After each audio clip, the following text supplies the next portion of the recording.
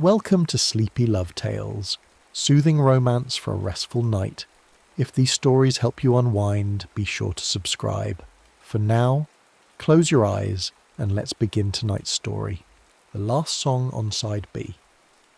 The things we make in longing outlast the longing itself. Sometimes this is mercy. Sometimes it is the opposite. Millbrook, Indiana. June 1994. The summer Travis Hayes turned 18. He learned that the red recording light on his father's tape deck pulsed at exactly the same rate as a resting heart. He had spent enough nights in front of it to know. 58, 60 times a minute, the light going dark and coming back, steady as something alive. He was lying on his bedroom floor the first time he noticed this. The fan in the window pushed warm air in slow circles. Downstairs, his father watched television with the volume low, the specific low of a man who has learned to need very little from the world, and the sound drifted up through the floorboards as a kind of company, or the shape of company, which Travis had learned were not the same thing. He pressed record. He was building a tape for Clara Bennett. He had been building it in his mind for 6 weeks, though he would not have called it that, would not have used the word building, with its suggestion of intention and craft and something being made. He would have said he was just putting some songs together. He would have said it was nothing. He had learned this too from his father, that to name a thing was to expose it, and exposure was the first step toward loss. The song ended. He pressed stop. He rewound it, listened to the transition, decided it was slightly off, rewound it again. He had been planning the tape architecturally. Side A would be memory, the songs of the past 4 years, the ones attached to specific afternoons, specific car rides, specific moments of sitting in her vicinity and feeling the ordinary world become briefly, unbearably significant. Side B would be something else. Side B would be the argument he was incapable of making in person. Lyric answering lyric, temperature rising track by track, a case built so carefully and completely that she would have no choice but to understand. He believed this. He believed it with the full conviction of a boy who had never been required to test it. Clara lived 4 houses down and 4 years in his memory, which were not the same distance. They had met in freshman algebra, him finding it effortless, her finding it catastrophic, and the natural arrangement that emerged from this, him explaining and her laughing at herself in a way that made the room larger, had become something that resisted the usual names. They were not dating. They were not simply friends. They occupied the narrow, pressurized territory between those things, a place with its own climate, its own specific gravity, and Travis had lived inside it for 4 years with the patience of a man who believes that waiting is the same as devotion. It is not. He didn't know this yet. She was leaving in 3 weeks. Her mother had been saying Chicago the way other people say finally, with relief, with the forward lean of someone who's been waiting at a door. And Clara had absorbed this completely, the way Clara absorbed most things, with her whole body, facing into it. She had already mapped the bus routes. She had already decided on yellow for her new bedroom walls. She talked about the lake. Apparently you couldn't see the other side.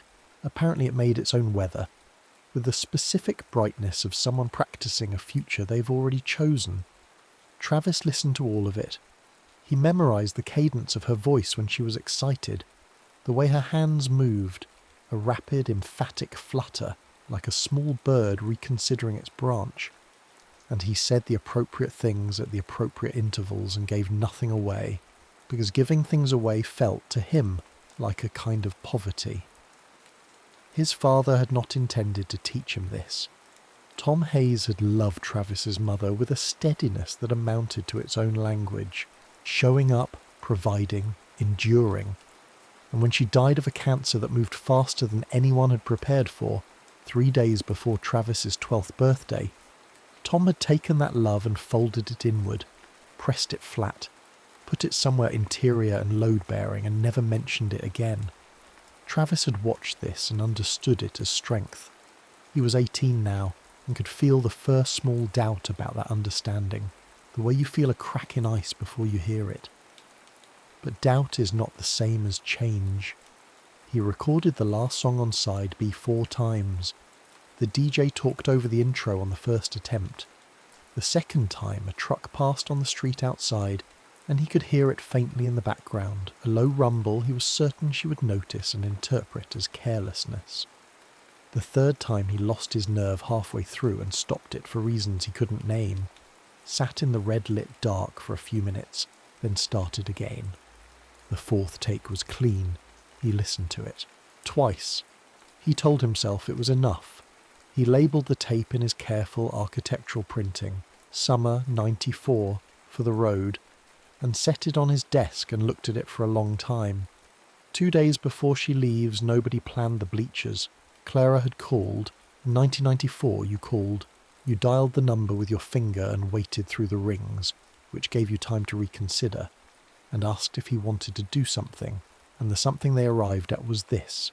The empty high school stadium at 5 in the afternoon, the field pale in the heat, the metal stands still warm from the day. They sat with their shoulders almost touching. Travis was acutely aware of the almost. The half-inch of air between his shoulder and hers had a temperature, a texture. He could have described it in some detail.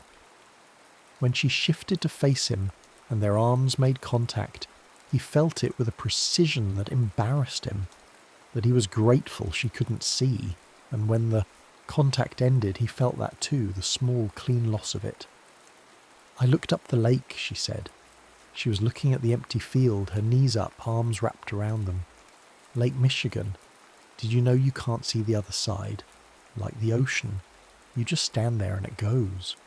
"I didn't know that." "It makes its own weather systems, microclimates." She said the word slowly, tasting it. "I like that. I want to be the kind of person who knows what a microclimate is." He looked at her profile. The late light was doing something particular to the side of her face, that specific amber going gold of the Midwest in late June, and he thought, "I could tell you right now." The thought arrived cleanly, without drama. He could say, "I don't want you to go." He could say, "I have spent 4 years in the particular weather of your proximity, and I do not know what my interior life looks like without it." He could say, "I made you something. It's 47 minutes long, and every minute of it is the thing I should be saying to you right now." He said, "What colour are you going to paint your room?" She turned to look at him. Something moved across her face. Not quite hurt, not quite confusion, something in between. A flicker of a question she'd almost asked and then decided against. He saw it. He saw it and could not stop himself from being relieved when it passed. "Yellow," she said. "Warm yellow, not the aggressive kind." "That sounds good." "Yeah." She looked back at the field. The cicadas were preposterous, relentless, the sound of summer performing itself. Travis. "Yeah." She was quiet for a moment. When she spoke, her voice had a quality he hadn't heard in it before. Something careful, something that had been turned over before being said. Do you ever feel like there's something you're supposed to say and you just don't? And then the moment goes and you think, "I'll say it later," and then later never. She stopped, looked at him. "Never mind. That's a weird question." "No," he said. "I know what you mean." She waited. He said nothing. "I'm going to miss you." It was said simply, plainly, the way Clara said most things, because she believed that plainness was kindness, that speaking made things real in the good way, that silence was mostly absence. "I mean it. Actually miss you, not the way you say it." The statement opened in him like a room with no furniture. "I know," he said. "Me too." She nodded once, very slightly, and looked back at the field, and he understood with a terrible clarity that she had just offered him the door, and he had stood in front of it and kept his hands at his sides. He understood this. He did it anyway. The next afternoon, at her front door, 5 minutes before her mother's car appeared at the end of the street, he gave her the tape. He had put it in the case with the track list folded inside, his handwriting very small. "Just something for the drive," he said. She looked at it, turned it over, read the label. He watched her read it, watched her face do the thing it did when something touched her, the slight softening around the eyes. "Travis," she said, "this is—" She looked up at him. "Thank you. Really." She hugged him. He put his arms around her and she smelled like sunscreen and her particular shampoo, and he held on for exactly long enough to seem like a person who was not trying to memorize this. Her mother honked. He let go. He stood in the street and watched the car until it was gone, and then stood there a while longer, in the heat and the cicada sound, with the particular quality of silence that follows a thing that cannot be undone. Chicago. October 1994. The dorm room smelled like printer ink and someone else's perfume, and the specific institutional smell of forced air heating, which Clara had already learned to associate with homework and the low-grade homesickness, that wasn't quite homesickness, more like the feeling of a self that hasn't finished settling into its new shape yet. Her roommate was at the library. The L train passed at intervals outside the window, its sound enormous and then completely absent, like breath. Clara lay on her bed in the exhaustion of a Tuesday that had asked too much of her, and found the tape in the bottom of a duffel bag while looking for a pen that worked. She held it for a moment. Summer 94, for the road, his handwriting. She thought of him with the specific warmth you feel for people who belong to a chapter that's recently closed. Fondly, without urgency. She owned a Walkman, everyone did. She fitted the headphones over her ears. Side A was exactly what she'd expected, and it was lovely in the way of exactly expected things. The songs of the past 4 years, carefully sequenced, one fading into the next without a gap. She smiled. She thought, "This is so Travis." She thought it the way you think about someone who's now at a comfortable remove, which is to say she thought, but without looking too closely at what she meant. The tape clicked at the end of side A. She flipped it. The first song on side B began, and Clara was reaching across the bed for a pen, her mind already moving to the paper due Thursday, already somewhere ahead of where she was. Her mind already moving to the paper due Thursday, already in the forward motion she'd been practicing her whole life, already somewhere ahead of where she was. She heard the song the way you hear music in a grocery store. She found the pen, clicked it once, set it on the notebook. She almost took the headphones off. She didn't. Quite. She was tired, and the music was pleasant, and she lay there in a half attention while the second song began, and then the third, and she was thinking about Thursday's paper, and whether she should call her mother, and whether the dining hall would still be open at 8. And the songs moved through her the way weather moves through a place, leaving almost no trace. The tape played on. At some point she fell asleep with the headphones still on. When she woke it was dark and the Walkman had stopped, and outside the L train passed with its enormous transient sound. She thought, I should write him a thank you note. She didn't, quite. She meant to.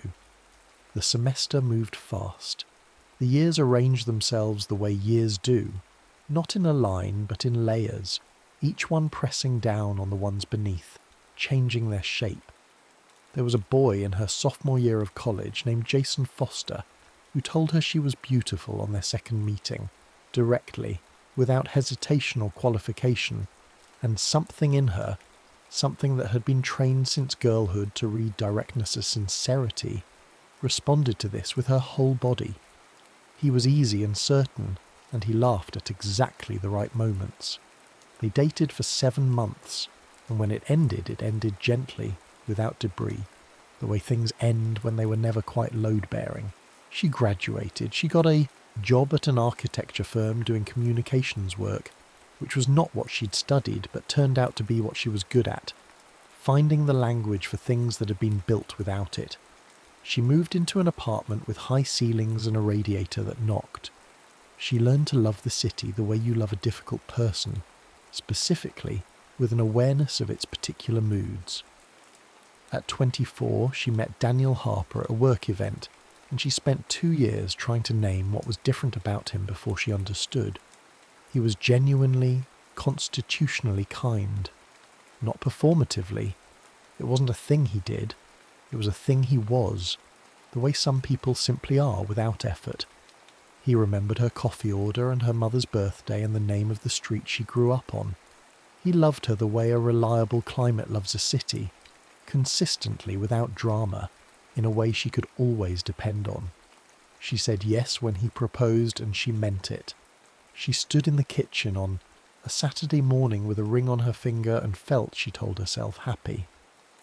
But there was a quality of being seen that she kept reaching for and not quite finding, like a word on the tip of her tongue for 2 years. Daniel saw her clearly, she thought. But the version he saw was the one she'd assembled in Chicago, the competent, forward-moving Clara who knew what she wanted and said so, and she'd begun to understand that this was not all of her, that there were rooms in her he had never thought to ask about, and that this was not cruelty. It was just incompleteness. It was being loved for the chapter you're in rather than the whole book. She tried to tell him this. She was not sure she found the words. He said, on a Wednesday evening, very quietly, "I don't think you're here with me."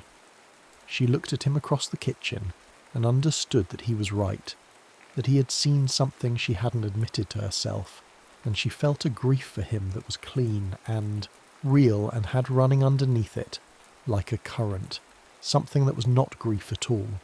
She gave back the ring. She packed boxes. She called her mother. She went home. Millbrook. August 2004.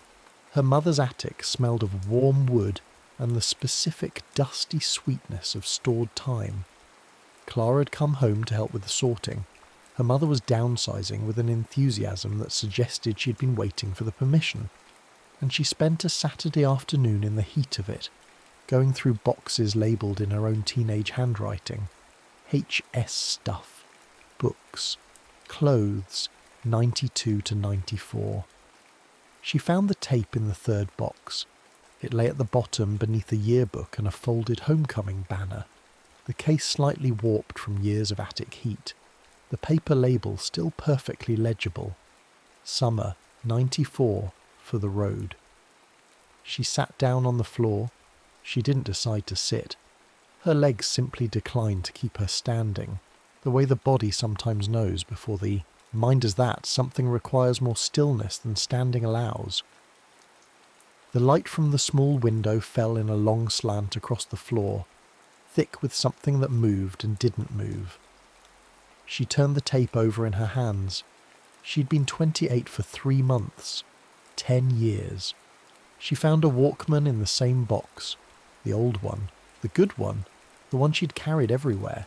Still loaded with a long-dead battery. She went down to the kitchen and found a fresh battery in the drawer her mother had kept batteries in since the beginning of time. A drawer that also contained a dried-up pen, a phone book from 1997, and a coupon for a restaurant that had certainly closed. She brought the battery upstairs. She sat back down on the floor. She fitted the headphones over her ears. The machine clicked. The tape hissed. The music began. She listened to side A in the condition she was in, recently untethered, quiet in a way that had some depth to it, sitting on a floor, with her back against a wall and nowhere she needed to be. The songs moved through her more slowly than they had at 18. She noticed things she hadn't noticed, the way he'd timed the transitions, the logic of the sequencing, the sense of someone arranging things with great care. She thought, he spent a lot of time on this. She had not thought that at 18. At 18 she had thought, this is sweet. The click at the end of side A. She sat for a moment. The tape stopped, the attic quiet around her. Then she turned it over. The first song on side B began, and Clara listened. She was 30 seconds in before she noticed the shift in tone. Something darker entering, the key dropping, the lyrics no longer the bright communal language of shared adolescence, but something more interior, more pressurized. She sat up slightly. She listened with a quality of attention she hadn't brought to music in years, the kind you bring to something when you understand that you might be missing something. The second song. She felt it begin, a recognition, a pattern assembling itself at the edge of her understanding. The third song. She put her hand over her mouth, because she understood now what she was hearing. Not just music, a case, a carefully constructed argument, lyric answering lyric, temperature rising, the emotional evidence accumulating with the terrible patience of something that had been arranged by someone who didn't trust his own voice, but trusted this. Trusted that if he built it carefully enough, if he got the sequencing right, if he chose the exact right words in the exact right order, she would hear it. She would understand. She wouldn't even need him to say it. The fourth song. The fifth. She sat on her mother's attic floor and listened to Travis Hayes tell her that he loved her, in the only language available to him at 17, borrowed, meticulous, indirect, assembled with such care that the care itself was the confession, and she understood, with a clarity that had some pain in it, that she had heard this before. She had heard this in a dorm room at 18 in October, lying on her bed in the half-attention of exhaustion, her mind 3 days ahead of where she was. She had heard it and not heard it. She had let it play to an empty room. The final song began. Outside the attic window, the street was quiet in the afternoon heat. A sprinkler ticked somewhere. The cicadas were going. The tape clicked when it ended. The mechanical sound was very loud. She sat without moving for a long time. She thought about the bleachers, the amber light, the moment she'd asked him, in the only way she'd known how. Do you ever feel like there's something you're supposed to say and you just don't? She'd been 22 years old in her body and about 12 years old in what she was asking. She'd put the door directly in front of him. She thought he couldn't walk through it. She thought, I didn't know enough at 18 to wait for him. She thought, these two things are both true and they don't cancel each other out, and I've been sitting on this floor for 40 minutes. She took off the headphones. She looked at the tape in her hands for a long time.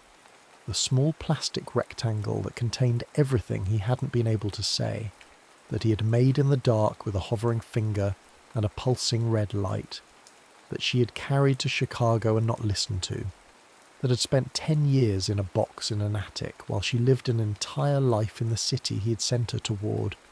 She thought, I need to find out where he is. 3 days later, she told herself she was just going to the record store. She told herself she wanted to look at something.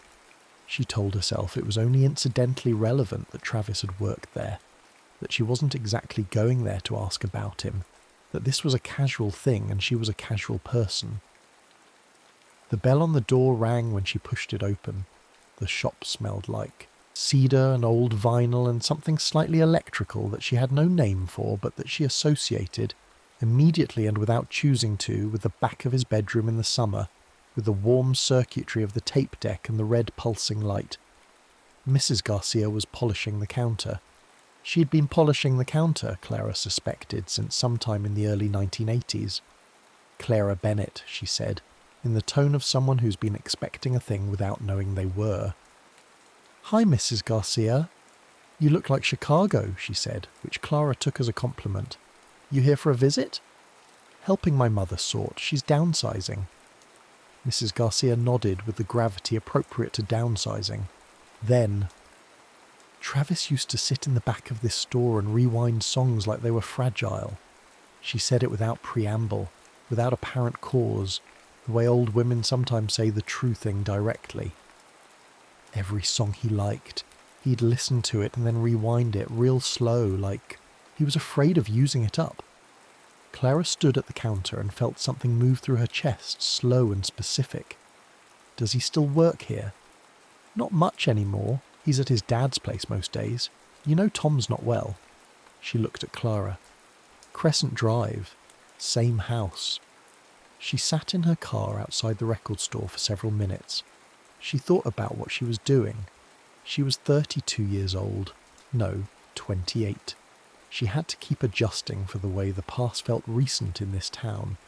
And she had driven here with a 10-year-old cassette tape in her bag on the grounds that she had once, in an attic, understood something she'd been too young to understand the first time. She thought about humiliation. She thought about what it would mean to be wrong. She thought about Daniel saying, "I don't think you're here with me." And she thought about the bleachers and the way Travis's face had gone when she'd asked him the question she'd asked and he had answered it in the wrong language. She thought, the wrong language goes both ways. She started the car.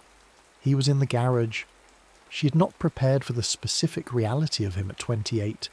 She'd had a version of him in her memory, 17 and careful and slightly behind, slightly apart, always in the posture of someone waiting for permission. And the actual man crouched over an amplifier on an oil-stained workbench was different in ways she hadn't accounted for. Older around the eyes, a different quality of stillness. Not adolescent caution, but something that had been arrived at, chosen, lived in. He looked up when she pulled into the driveway. He looked at her for a long moment. Then he stood. The garage smelled like motor oil and warm concrete, and the ghost of cut grass from outside. A radio on a shelf played something with a lazy drum beat, turned low. Traffic moved on the street beyond the hedge, the sound of it coming and going in waves. "Clara, hi." She walked to the entrance of the garage and stopped. He stood at the workbench. Between them, 10 years, 47 minutes of music, a particular afternoon on metal bleachers, a door that had been left in the frame. "I found the tape," she said. He nodded, set the screwdriver down. "Yeah." She waited. He said nothing. She watched the old armour go up, could see it, the reflex of it, the way self-protection operates below the level of decision. "It was just music," he said. "Travis. It was a long time ago. I listened to side B," she said. "I sat on my mother's attic floor for 40 minutes, and I listened to it all the way through, and I understood what it was." Silence. The radio played. Something in the engine of the house ticked and settled. "I'm 28 years old," she said. "I recently ended an engagement and packed my life into boxes and drove back to my mother's house, and I do not have the patience left for indirection. So I am going to tell you what I understood, and you're going to tell me if I'm wrong." She felt her voice doing something she hadn't asked it to do, and she let it. "I understood that you loved me, that you didn't know how to say it, so you built something and put it in my hands and trusted me to be fluent in it. And I wasn't. I was 18 and I let it play to an empty room." She stopped. The afternoon lay very still around them.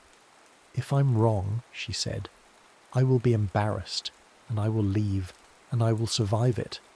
I have survived things, but I need to hear it from you, in your own voice, not a song, not arranged, just you, saying it." Travis looked at her. She could see the decade in his face, not as damage exactly, but as weight, the weight of someone who had carried a thing for a long time and had made his peace with carrying it, and was now being asked to set it down in front of another person. He looked at the floor. He looked at the radio. He looked at his own hands. Then he looked at her. "I loved you," he said. "I loved you when I was 17, and I built the tape because I genuinely believed that if I arranged it right, she'll just know. Like the music was a window into me and all you had to do was look through it." A pause. "But a window isn't a door. You can see through a window and still not get in." He said it plainly. The words were not beautiful. They had the particular ungainliness of things said without rehearsal, without the protection of borrowed language, and she understood that this was the bravest thing he had ever said, and it was not very long, and it didn't need to be. "I didn't know to look for it," she said. "I grew up thinking love announces itself, that if it's real, it's loud. I didn't know that some people build the whole cathedral and then wait inside it in the dark." She held his gaze. "I know that now. I'm telling you, in my voice." He crossed the garage. Not quickly, deliberately, the way you move towards something when you've decided, when the deciding is the thing and the motion is just its expression. He put his hands on either side of her face, the way you hold something you understand is breakable and have made up your mind to be careful with, and he kissed her. It was not the kiss of the story she told herself, not the urgent thing, not the long-awaited collision. It was slower than that. It was the kiss of two people who have done enough living to know the difference between heat and warmth, and who have chosen warmth because they understand now what it costs and what it keeps. It lasted a long time. When they broke apart, she was still holding the Walkman. She was not sure why she was still holding it. "I recorded that last song 11 times, he said, "before I got a take I could live with." She stared at him. "I never told anyone that," he said. "I'm not sure why I'm telling you now." She knew why. She didn't say it. She thought about this, about the Walkman in the box in the attic, about the battery in the kitchen drawer, about sitting on the floor in the heat of an August afternoon and hearing finally what had been playing all along. She thought about the particular mercy of things that wait. She laughed.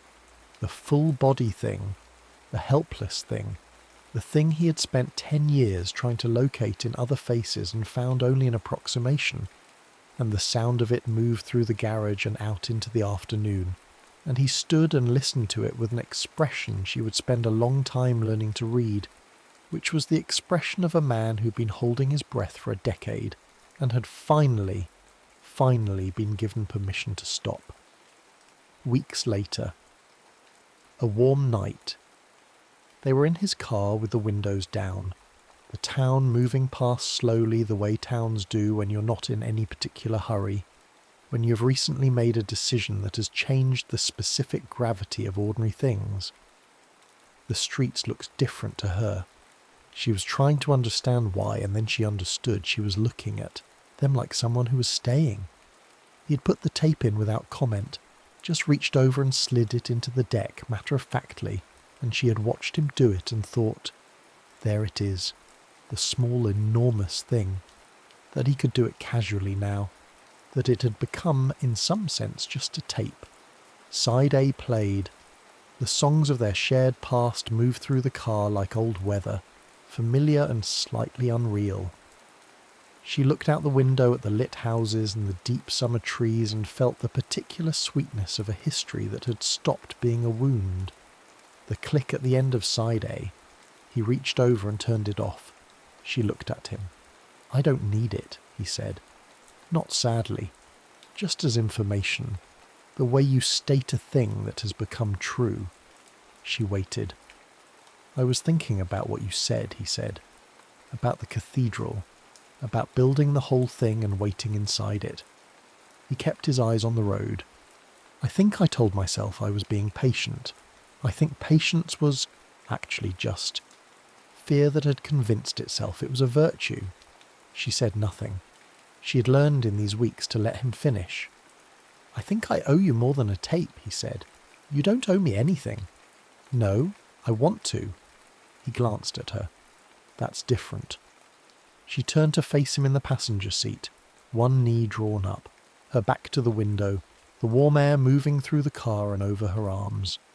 The streetlights passed at intervals, light and dark, steady as something alive. "Then tell me," she said, and he did. He told her in his own voice, not arranged, not borrowed, not protected by the distance of lyric.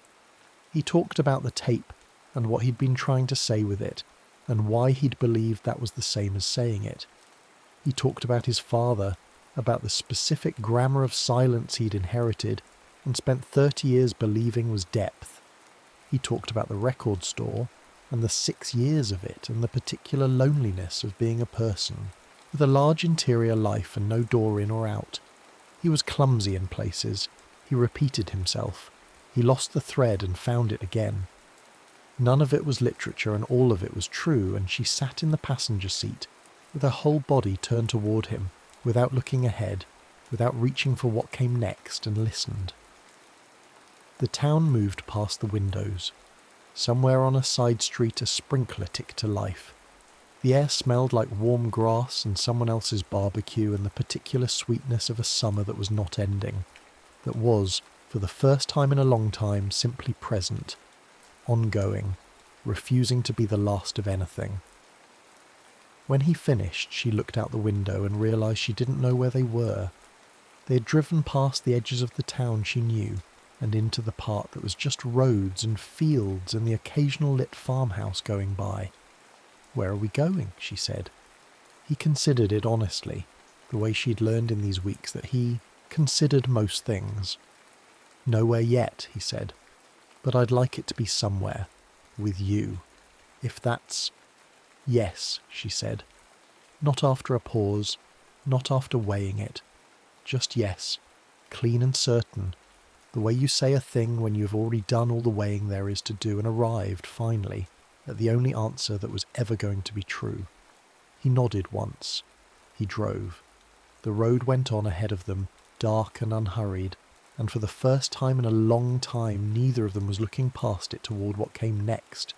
They were simply in it, together. That was enough. That was, it turned out, everything.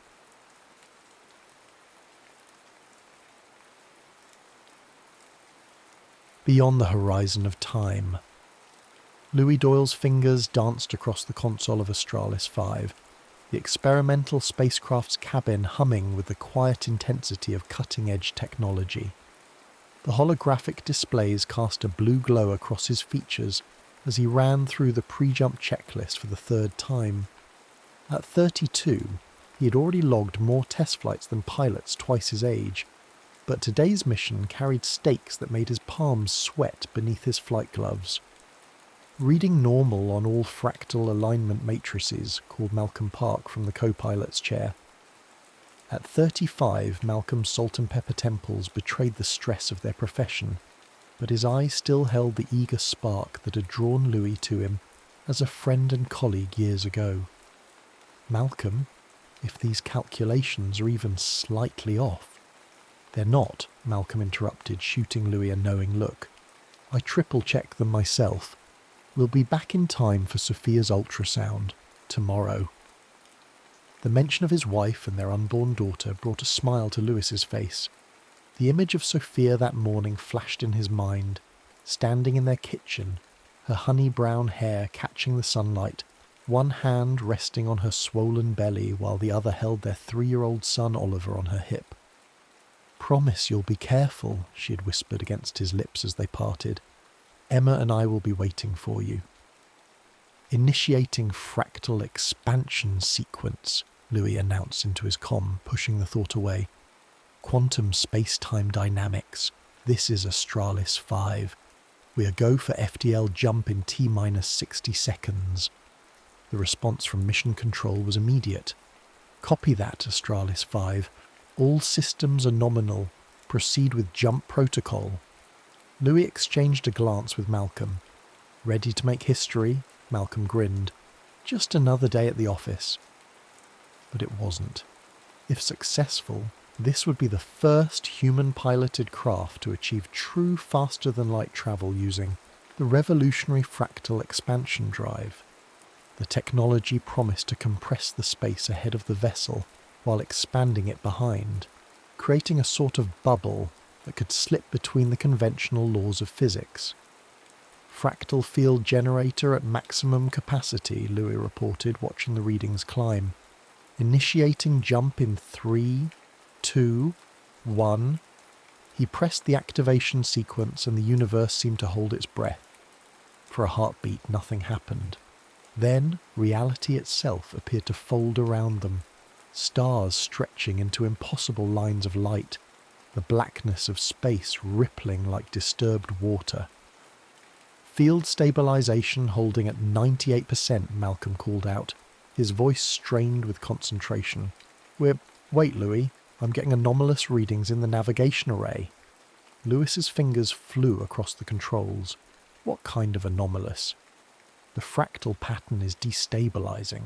It's like something's pulling at the edges of our field," a warning klaxon blared through the cabin as red indicators flooded the displays.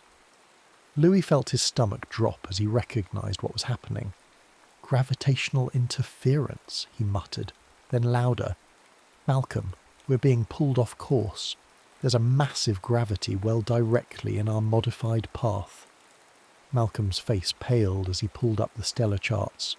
"Bayer BH1, we're being drawn toward a black hole." The next moments were chaos as they fought to regain control of their trajectory. The ship's engines whined in protest as Louis pushed them beyond their designed limits, attempting to break free from the inexorable pull. "Thrusters failing," Malcolm shouted over the growing cacophony of alarms. "Field integrity dropping below 60%. Louis made a desperate decision. "We need to shut down the fractal drive and attempt a conventional emergency jump out of here." As his fingers moved to execute the command, a strange calm settled over him. Time seemed to slow, each second stretching into minutes. Through the viewport he could see the terrible beauty of Bayer BH1, a perfect circle of absolute darkness rimmed with the ghostly light of dying stars being consumed. "Louis," Malcolm's voice seemed to come from very far away. "Something's happening to our chronometric readings. The time dilation effect is—" Before Malcolm could finish, a blinding flash of light engulfed the cabin.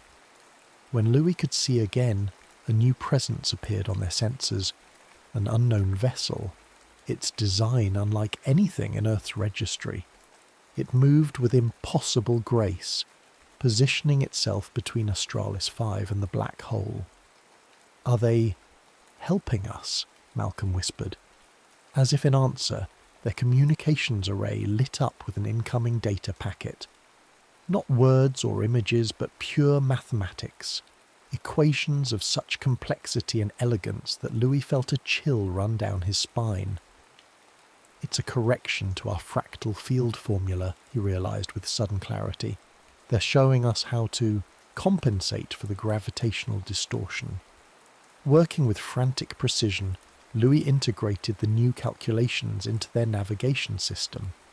The alien vessel maintained its position, seemingly holding back the full force of the black hole's pull.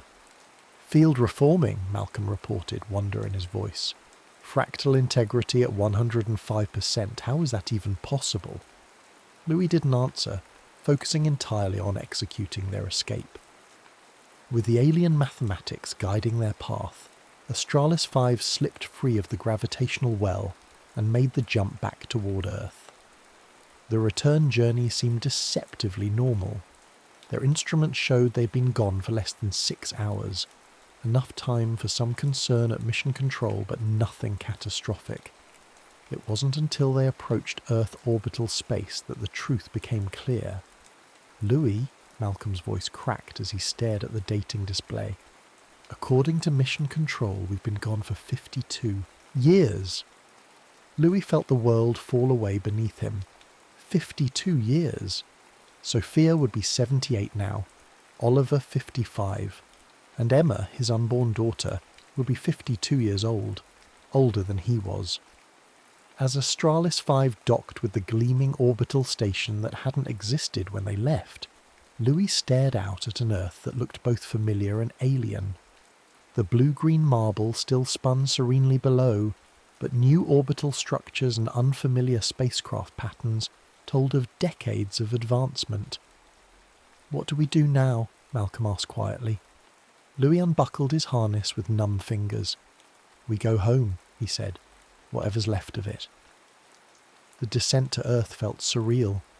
Louis stared out the shuttle window at the transformed skyline of New Seattle, where impossibly tall structures of transparent materials caught the sunlight like crystalline forests.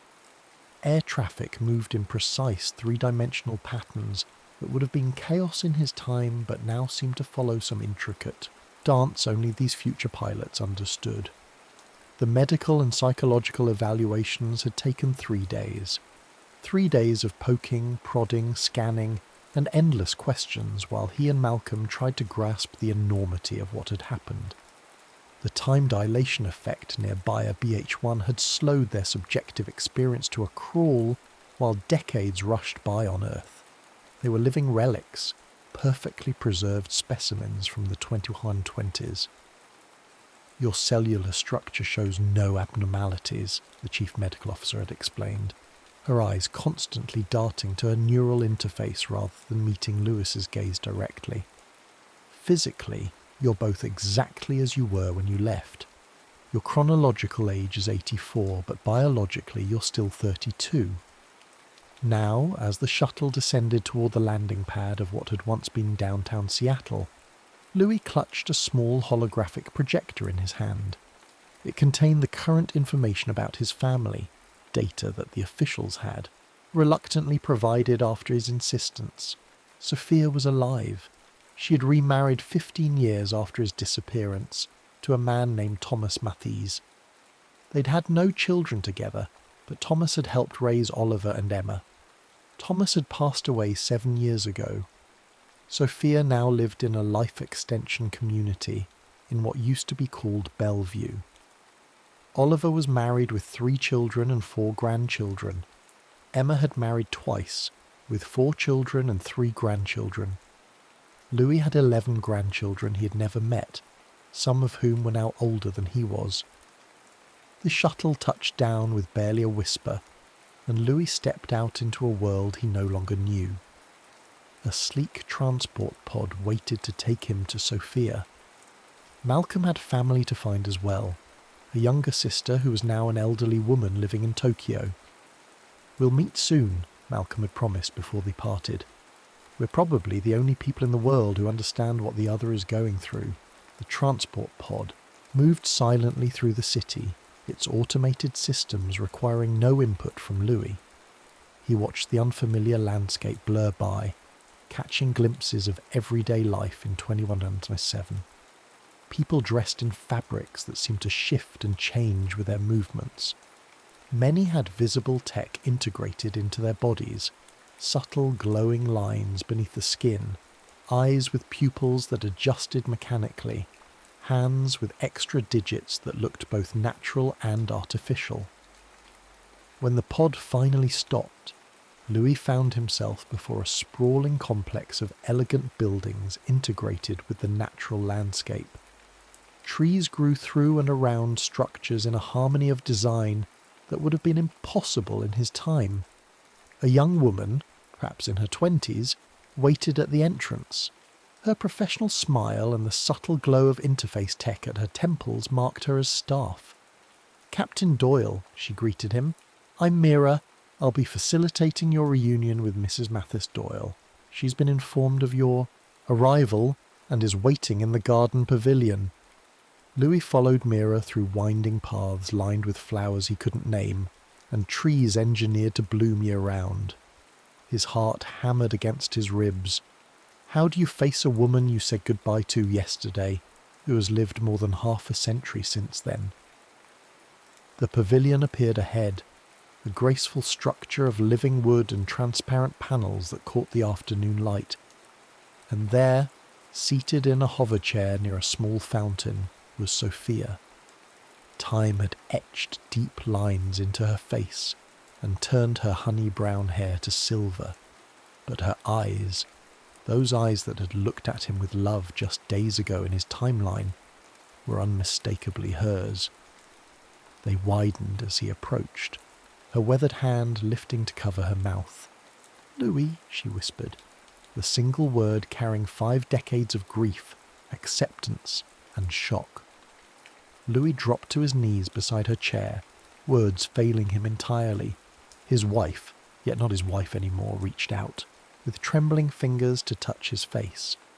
"They told me, but I couldn't believe it," she said, her voice stronger than he had expected. "You haven't changed at all." "Sophia, Louis began, but what could he possibly say? I'm sorry I disappeared for 52 years. I still love you as if I saw you yesterday. Instead, tears came, hot and unexpected. Sophia's hand cupped his cheek, her touch both familiar and strange. Oh, my dear Louis, what a cruel trick time has played on us both. They talked for hours as the sun moved across the sky. Sophia told him of the years after his disappearance, the grief, the long wait, the eventual acceptance. She spoke of raising their children alone until meeting Thomas, a kind man who never tried to replace Louis but instead honoured his memory. Oliver was so angry when I decided to marry again, she recalled with a sad smile. He was 8 by then, and he had convinced himself you were coming back any day. Emma was easier, she only knew you, from stories and pictures. Louis listened, trying to piece together the lives that had continued without him. Will they see me? Sophia nodded. Emma is coming tomorrow. She's been the most open to this. Oliver, she hesitated. Oliver needs more time. This is difficult for him in ways I think neither of us can fully understand. As evening approached, Sophia grew tired. Her caretaker, a man with subtle mechanical augmentations, appeared to take her back to her residence. We've prepared accommodations for you here in the community, Mira informed Louis. Mrs. Mathis Doyle requested you stay close. That night, alone in a room designed for comfort but feeling utterly alien, Louis stared out at the unfamiliar stars. Light pollution had been nearly eliminated, and the sky was clearer than he remembered. Even the constellations seemed slightly shifted, or perhaps it was just his perception that had changed. The next morning brought Emma, his daughter, the child he had never held, stood before him as a woman of 52, her eyes Sophia's but her jawline unmistakably his own. She approached cautiously, studying him with an intensity that made him want to look away. My whole life, she said finally. I've seen your pictures, heard stories about you, but they never said how young you'd be. Her voice caught. You're younger than my youngest son. Louis stood awkwardly, unsure if he should embrace her or keep his distance. I don't know what to say, Emma. In my mind, you're still... He gestured vaguely toward her midsection. A smile broke through her reserve. Still unborn? Well, I did turn out rather well, if I do say so myself. She stepped forward and, after a moment's hesitation, wrapped her arms around him. Welcome home, Dad, even if it's not the home you left. Over the next weeks, Louis met most of his grandchildren. Some approached him with curiosity, others with wariness. To them he was both family and stranger, a figure from history, books suddenly animated and walking among them. Ethan, Emma's youngest at 24, showed the most interest. It's like meeting a time traveller, he enthused during one visit, peppering Louis with questions about life in the 20s that made Louis realise just how much had changed. Olive remained distant, agreeing only to a brief video call where tension radiated through the connection. I need more time, he said stiffly. 52 years wasn't enough to get over losing you. I can't just flip a switch because you've returned. As the weeks passed, Louis felt increasingly displaced. Sophia was kind, but the romantic love they had shared had transformed into something else, a gentle affection tinged with melancholy for what might have been. His children had lives fully formed without him. His grandchildren viewed him more as a curiosity than a grandfather. He had no place in this future, no job. His piloting skills, once cutting edge, were now hopelessly outdated. No purpose, beyond being a living reminder of a past most had forgotten. It was during this time of growing despair that Ethan arrived one day with a colleague. Grandpa Lewis, this is Dr. Jasmine Patterson, Ethan said, introducing a striking woman with dark curls and keen, intelligent eyes. She's a geneticist at the New Pacific Research Institute. She's been working on the longevity programs that keep Grandma Sophia and others so healthy into their later years.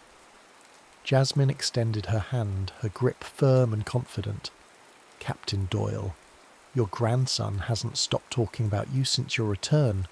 From a scientific perspective, your case is fascinating. Louis shook her hand, noting the lack of visible tech enhancements that had become so common. Just Louis, please.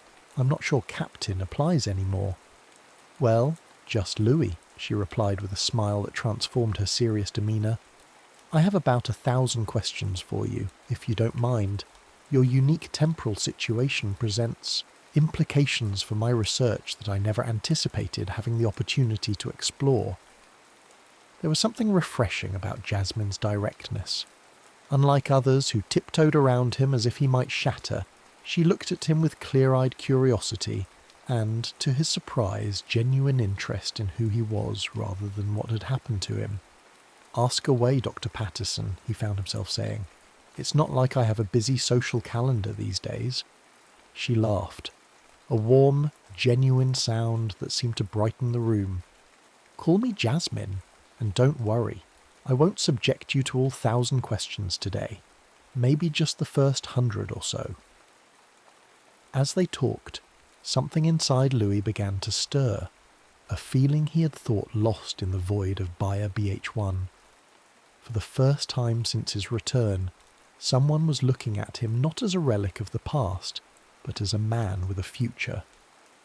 You're avoiding the gravitational constant question, Jasmine accused, pointing her fork at Louis across the table of the small cafe that had become their regular meeting spot over the past month. Louis couldn't help but smile. I'm not avoiding it. I'm just not convinced your theory about chronometric entropy makes sense. That's because you're thinking in linear terms, she countered, her eyes bright with a thrill of intellectual challenge. The mathematics we've developed since your departure suggest time isn't as straightforward as we once believed. Their debates had become the highlight of Lewis's weeks. What had begun as research interviews had evolved into something more. Conversations that range from the technical aspects of time dilation to philosophy, art, and the small details of daily life that reveal the true character of a changing world. Jasmine, at 25, represented the best of this new era, brilliant and forward-thinking, yet with a respect for history that many of her peers lacked. Her work in longevity genetics had given her a unique perspective on time and aging that resonated with Louis's unusual situation. Maybe I'm stuck thinking linearly, Louis admitted, watching the way the afternoon light played across her features. In my mind, it still feels like 2125 was just a few months ago. Jasmine's expression softened. How are things with your family? Has Oliver agreed to meet in person yet? Louis shook his head. Baby steps. He's agreed to bring his wife for a visit next month. His children, my grandchildren, are still keeping their distance. And Sophia? She's... Louis paused, searching for the right words.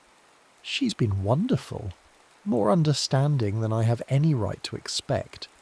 But we both know we can't go back to what we were. Too much life has happened for her. Jasmine nodded thoughtfully. Time creates different kinds of distance. Physical distance can be bridged, but temporal distance... She trailed off, then reached across the table to touch his hand briefly. I can't imagine how difficult this is for you. The simple gesture of comfort sent an unexpected warmth through Louis. He'd grown comfortable with Jasmine, but this was the first moment he recognised that his feelings might be evolving beyond friendship. The realisation troubled him deeply. How could he contemplate feelings for another woman when Sophia, his wife, the mother of his children, was still alive? The fact that over 50 years had passed for her but only months for him created an ethical and emotional quandary he hadn't prepared for. That evening Louis found himself walking the peaceful grounds of the life extension community, his thoughts in turmoil. He was so distracted that he nearly collided with Sophia, who was enjoying the evening air in her hover chair. "Louis," she greeted him with a knowing smile. You look like a man carrying the weight of the universe. Walk with me." He fell into step beside her slow-moving chair, the familiar scent of the jasmine flowers she had always loved filling the air between them. The irony of the scent wasn't lost on him. "Ethan tells me you've been spending considerable time with Dr. Patterson," Sophia observed, after they had walked in silence for several minutes. Louis felt a flush of embarrassment, like a teenager caught passing notes in class. "She's been helping me understand this new world." "Is that all she's been helping you understand?" He stopped, turning to face the woman who'd been his wife in another lifetime. "Sophia, I would never—" "Louis Doyle, don't you dare finish that sentence," Sophia interrupted, her aged eyes flashing with the same spirit that had captivated him when they first met. "Do you think I expect you to live the rest of your life alone? You're 32 years old. And I'm 78, she finished for him. "I've lived a full life, Louis. I've loved 2 good men. I've raised our children. I've held our grandchildren. And yes, I mourned you. Deeply and completely." Her voice softened. "But I also moved forward, because that's what living requires." Louis knelt beside her chair. "I still love you, Sophia. That hasn't changed for me." She reached out to stroke his cheek, her touch gentle. "I know you do, my dear. And I love you. The you I remember, and the you kneeling before me now. But we both know it's not the same love we shared before. It can't be." Tears welled in Louis's eyes. "I feel like I'm betraying you." "No," Sophia said firmly. "The only betrayal would be denying yourself the chance at happiness because of misplaced loyalty to a past that's gone for everyone but you." She took his hand, her grip still surprisingly strong. "I've seen how you look when you talk about Jasmine. It reminds me of how Thomas used to look at me, like he couldn't quite believe his good fortune." Louis didn't know what to say. The wisdom of her words warred with the guilt that had taken root in his heart. "The universe has already taken so much from you, Louis," Sophia continued. "Don't let it take your future too." Their conversation stayed with Louis for days afterward. He went through the motions of his increasingly structured life, meetings with specialists helping him integrate into modern society, visits with Emma and her family, virtual reality sessions to update his piloting knowledge in case a suitable position became available. But his thoughts kept returning to Jasmine, and to Sophia's blessing that felt both liberating and terrifying. When Jasmine called to invite him to a symposium on quantum temporal mechanics, Louis nearly declined. But Sophia's words echoed in his mind. "Don't let it take your future too." "I'd be delighted," he heard himself say instead. The symposium was held in what had once been the Seattle Art Museum, now transformed into a combined cultural and scientific hub. As Louis and Jasmine entered the grand hall, he became acutely aware of the curious glances directed their way. By now, the story of Australis 5 and its time-displaced pilots had become public knowledge, making Louis something of a reluctant celebrity. "Ignore them," Jasmine murmured, seeming to sense his discomfort. "They'll find some new fascination next week." The lectures were largely beyond Louis's understanding, despite his background in aerospace engineering. The field had advanced so dramatically that he often felt like a student from the medieval era, trying to comprehend quantum physics. But watching Jasmine in her element, asking incisive questions, debating points with the presenters, her face animated with the joy of scientific discovery, stirred something profound in him. She was fully present in her time, embracing its challenges and possibilities with an enthusiasm that made him ashamed of his own reluctance to do the same. After the symposium, they walked along the waterfront where eco-restoration projects had transformed what had been a deteriorating shoreline in Louis' time into a vibrant ecosystem. The Puget Sound glittered under the moonlight, cleaner and more alive than he remembered. "You know," Jasmine said as they paused to watch a pod of bioluminescent jellyfish pulse beneath the surface, The first time Ethan told me about you, I thought he was exaggerating. The test pilot grandfather who disappeared into a black hole and came back 50 years later without aging a day? It sounded like a plot from those ancient science fiction novels my father collects. Louis chuckled. Sometimes I still hope I'll wake up and find it was all just a dream, that I'm back in 2125, and Sophia is young and Oliver is still a toddler.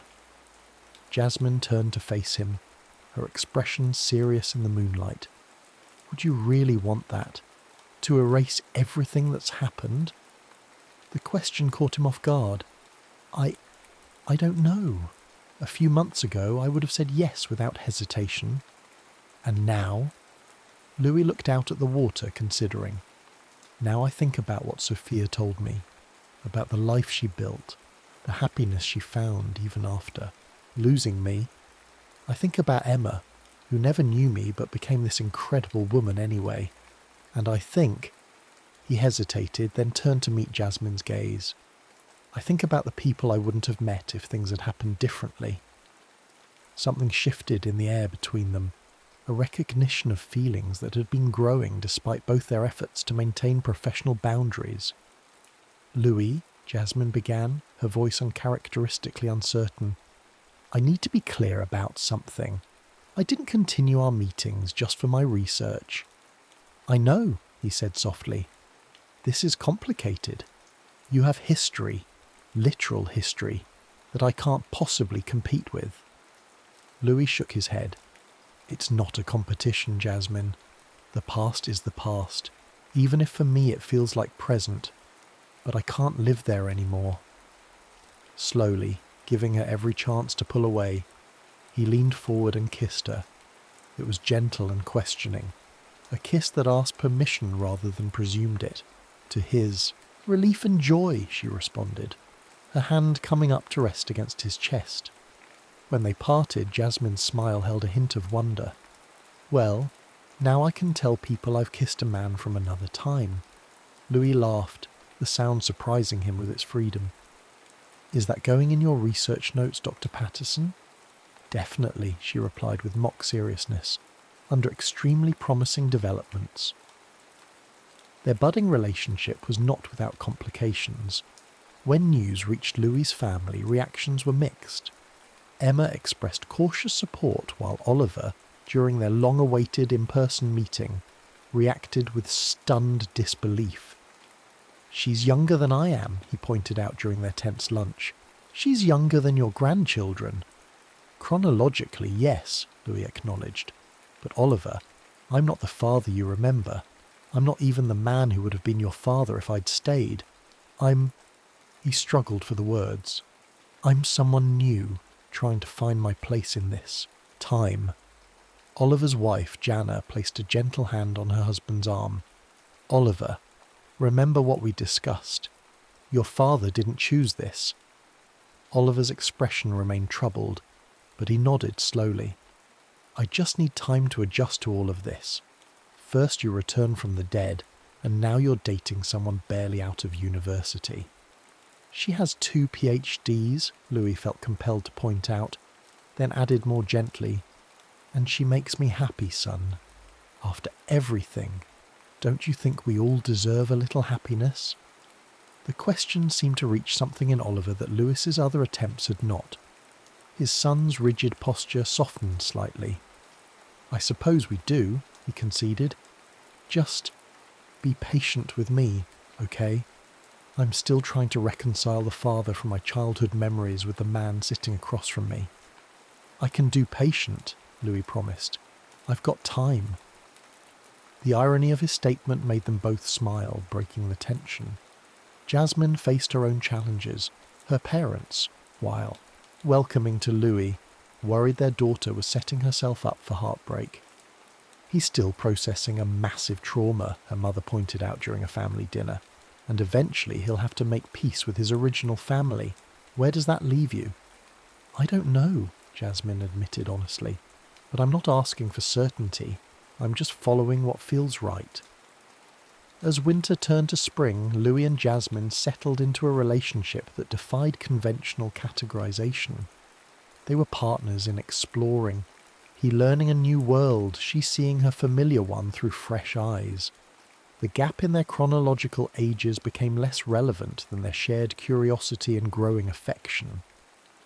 One afternoon, as they picnicked in a floating garden that drifted above Lake Washington, one of the marvels of 2007's architectural innovations, Jasmine broached a subject they had been circling for weeks. "The New Pacific Institute is funding an expedition to Europa," she said, trying to sound casual but unable to hide her excitement. "They're looking for specialists in extreme environment adaptation, which is basically what I've been studying for the past 3 years." Louis set down his glass of synthesized wine, another modern innovation he'd grown to appreciate. "Europa?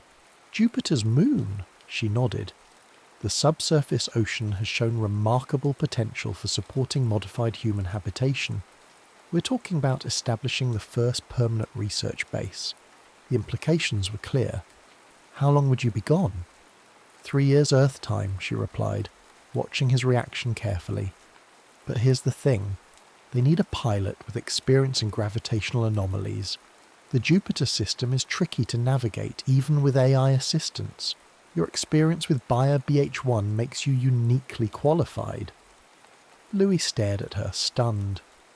"Are you saying—" "I'm saying," Jasmine continued, taking his hand, "that if you wanted to apply, I have it on good authority that the mission director would be very interested." The prospect was dizzying. To return to space, to have purpose again, using the very skills that had once torn him from his time, felt like a gift he hadn't dared hope for.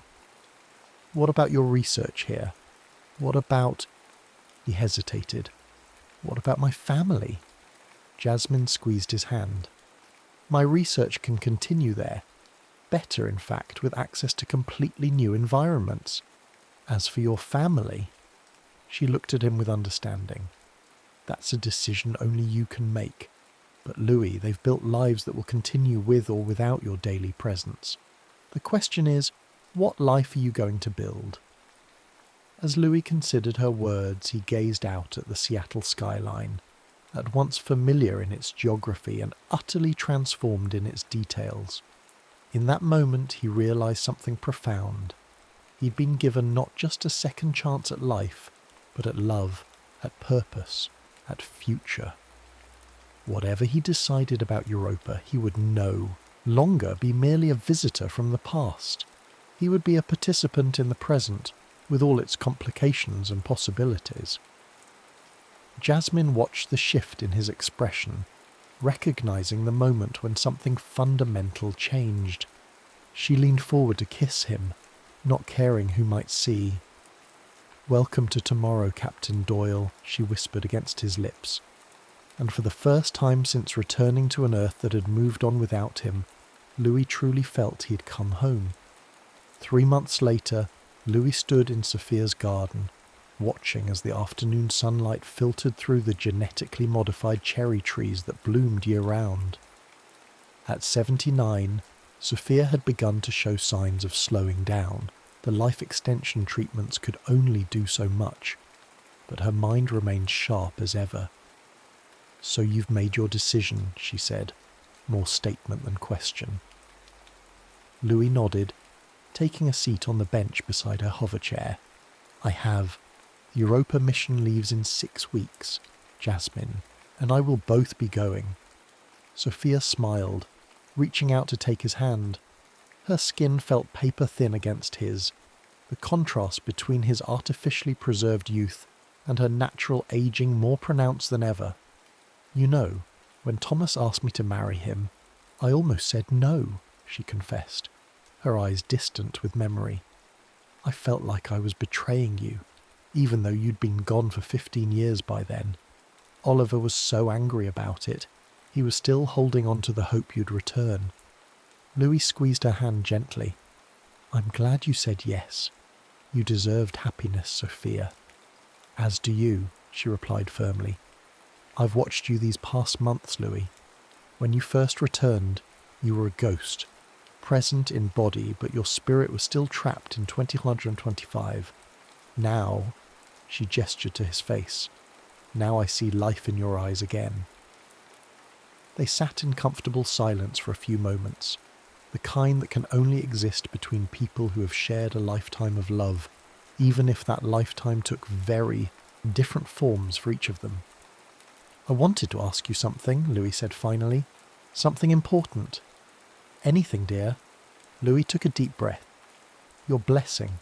Not just your acceptance or your understanding, but your true blessing. For whatever future Jasmine and I might build together. Sophia's eyes filled with tears, but her smile was radiant. Oh, Louis, you've had that from the moment I saw how she looks at you and how you look at her. She reached up to touch his cheek. Our time together exists in a different world now, but it was real and precious. Nothing can diminish what we shared. But love isn't meant to be preserved like a museum piece. It's meant to grow, to change, to find new expressions. Louis leaned forward to embrace her, careful of her fragility.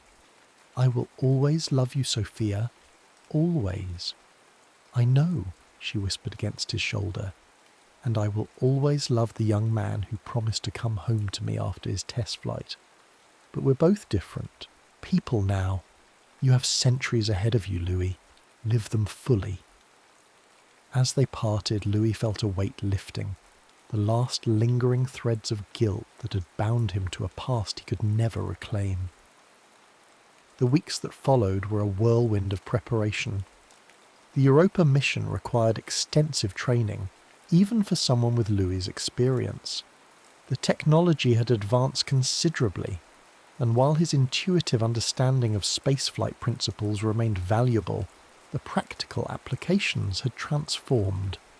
Jasmine threw herself into final research preparations, her excitement infectious as she described the study she hoped to conduct in Europa's unique environment.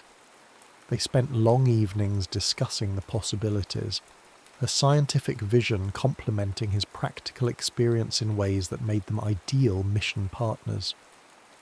Oliver finally began to thaw, especially after Louis made it clear that his departure for Europa wasn't an abandonment but an opportunity for both of them to move forward. I missed your childhood, Louis told his son during a rare moment alone. I can never get that back, but I can be present for whatever time we have now, and when I return from Europa, I want to know the man you've become, not just the memory of the boy I left behind. Something in those words seemed to reach Oliver in a way nothing else had.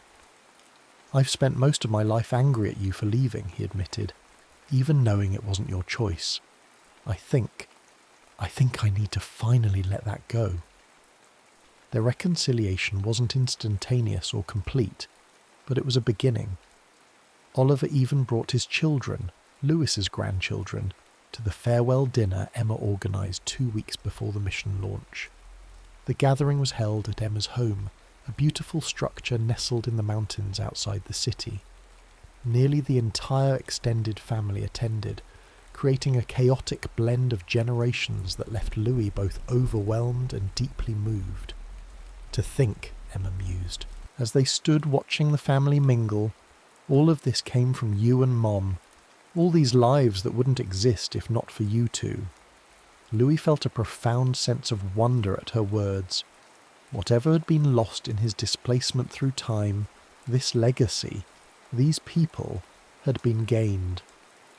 Jasmine fit seamlessly into the gathering, her natural warmth and genuine interest in each family member earning her acceptance even from the initially sceptical. Louis watched with pride as she engaged Oliver's oldest grandson in a spirited debate about the ethics of genetic enhancement, a topic that would have been purely theoretical in Louis's original time. As the evening wound down, Louis found himself on the terrace with Malcolm, who had travelled from Tokyo for the occasion. In the months since their return they had kept in regular contact, but the demands of building new lives had limited their time together. So, Malcolm said, leaning against the railing, Europa. Never thought we'd get back out there, did you? Louis shook his head. After everything that happened with Astralis 5, I assumed my flying days were over. Funny how things work out, Malcolm mused. You know, I've been offered a position too, consulting on the Ganymede project. Different moon, same neighbourhood. Louis turned to his old friend in surprise. You didn't mention this before. Malcolm shrugged, a smile playing at his lips. Just finalised yesterday. Seems the Jupiter system is the place to be for time-displaced pilots. They laughed together, the sound carrying out over the valley below. For a moment, Louis could almost imagine they were back in flight training, young and certain of their invincibility, the future stretching endlessly before them. Do you ever regret it? Louis asked suddenly. The test flight? Malcolm considered the question seriously. Sometimes. I missed watching my niece grow up. I missed my sister's middle age. I came back to find many of my friends gone. He paused, looking out at the stars appearing in the darkening sky. But then I think, how many people get to see the future, really see it, not just imagine it? We've been given something extraordinary, Louis. Not just longevity, but perspective. Louis nodded, understanding exactly what his friend meant. To new horizons, then? Malcolm raised his glass. To new horizons. The night before the launch, Louis took Jasmine to watch the sunset from Kerry Park, a spot that had somehow survived the decades of urban transformation. The view of the city was dramatically different, with buildings that seemed to defy gravity and transport systems that wove through the air like luminous rivers, but the fundamental geography remained unchanged. My father proposed to my mother here, Jasmine said as they looked out over the bay. It's funny how some traditions persist, isn't it? Louis glanced at her, catching the hint of something in her voice. Traditions? She turned to face him fully, reaching into her pocket to withdraw a small object that gleamed in the fading light. Not a ring, as might have been traditional in Louis's time, but a delicate bracelet crafted from a material he didn't recognise. In my family this is the bonding gift, she explained, her voice steady but her eyes revealing her nervousness. It's designed to be worn by both partners. It splits into 2 complementary pieces. She demonstrated, separating the bracelet into 2 identical bands. The material is quantum linked. No matter how far apart we are, they'll always respond to each other's presence. Louis stared at the bands, understanding the significance of what she was offering. Jasmine, are you? Asking you to be my partner? Yes, she said simply. Not necessarily in the traditional married sense. That feels too bound to old conventions for what we are to each other. But as my chosen one, the person I want beside me as we explore worlds neither of us has seen before. Louis felt his heart swell, with emotion. This woman, who had seen him not as a relic or a curiosity, but as a man worthy of a future, was offering him exactly that, a future unconstrained by the past. I can think of no greater honour, he said, taking one of the bands and slipping it onto his wrist. It adjusted automatically to fit perfectly, glowing with a soft inner light. No greater joy than discovering new worlds with you, both out there and within ourselves. As Jasmine placed the companion band on her own wrist, both bracelets pulsed in unison, their lights synchronizing in a dance of quantum connection. She stepped into his embrace, and as they kissed beneath the stars, Louis felt the final piece of his new life click into place. The launch day dawned clear and bright. The spaceport, located on what had once been an island in the Puget Sound, hummed with activity as the Europa mission prepared for departure. The ship, the Galileo's Dream, stood gleaming on its launch pad, a marvel of engineering that made Astralis V look primitive by comparison. Louis's family had gathered to see them off, even Oliver, who had arrived early to have a final moment alone with his father. I brought something for you, Oliver said, handing Louis a small, weathered object. Mum saved it all these years. After she married Thomas, she put it away, but she never got rid of it. Louis opened his palm to reveal his original wedding band. a simple gold ring that had been removed during the medical evaluations after Astralis V's return and never reclaimed. "I don't know if it means anything to you now," Oliver continued, "but I thought you should have it. Not to wear," he added quickly, glancing at the quantum bracelet on Lewis's wrist, "but to remember." Louis closed his fingers around the ring, deeply moved by the gesture. "Thank you, son. It means everything to me." They embraced, and for the first time since his return, Louis felt like he was truly holding his son, not just the stranger who had grown from the boy he remembered. The final goodbyes were emotional but not devastating. There was a sense of rightness to this departure that had been absent from his unintentional one 52 years earlier. Promises were made to communicate regularly. The quantum entanglement networks allowed near real-time communication even across the vast distances of the solar system. As Louis and Jasmine boarded the Galileo's Dream, Sophia raised her hand in a final farewell. Their eyes met across the distance, and volumes were spoken in that silent exchange, acknowledgement of a love that had endured across time, even as it transformed into something new. In the cockpit, Louis took his position as lead pilot, the familiar sensation of pre-flight anticipation flooding his system. Beside him, Jasmine prepared her biological monitoring systems, her movements confident and precise. "Ready for another leap into the unknown, Captain Doyle?" she asked, a smile playing at her lips. Louis looked at her, this brilliant, compassionate woman who had helped him find purpose when all seemed lost, and then out at the stars that waited beyond Earth's atmosphere. The quantum bracelet on his wrist pulsed warmly, a reminder of the connection they shared. "With you," he replied, initiating the launch sequence. "Always." As the Galileo's Dream rose into the clear blue sky, Louis felt no fear, only anticipation. Whatever waited for them in the cold depths of space, or the mysterious oceans of Europa, they would face it together, two explorers bound not by the accidents of time, but by the deliberate choice to build a shared future. The past could not be changed, but the future remained unwritten. And for the first time since emerging from the temporal distortion of Bayer BH1, Louis looked forward to turning the page. The observation dome of Europa Station Alpha offered a panoramic view that never failed to take Louis's breath away.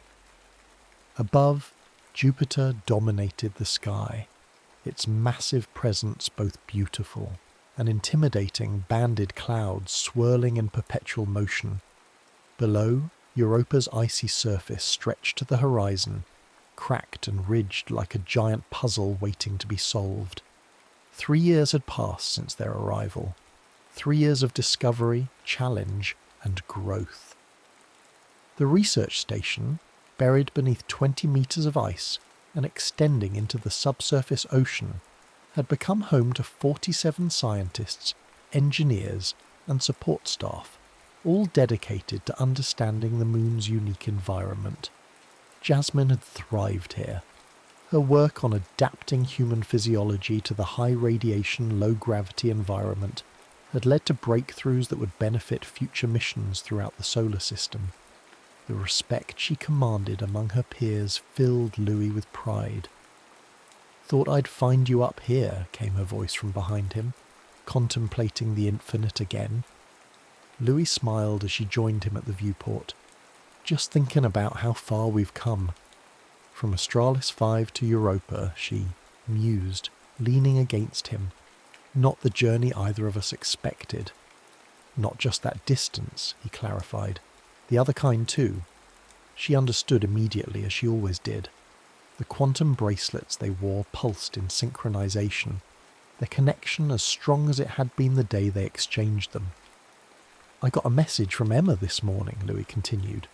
"Oliver's youngest granddaughter, my great-granddaughter, just graduated from university. Astrophysics, if you can believe it.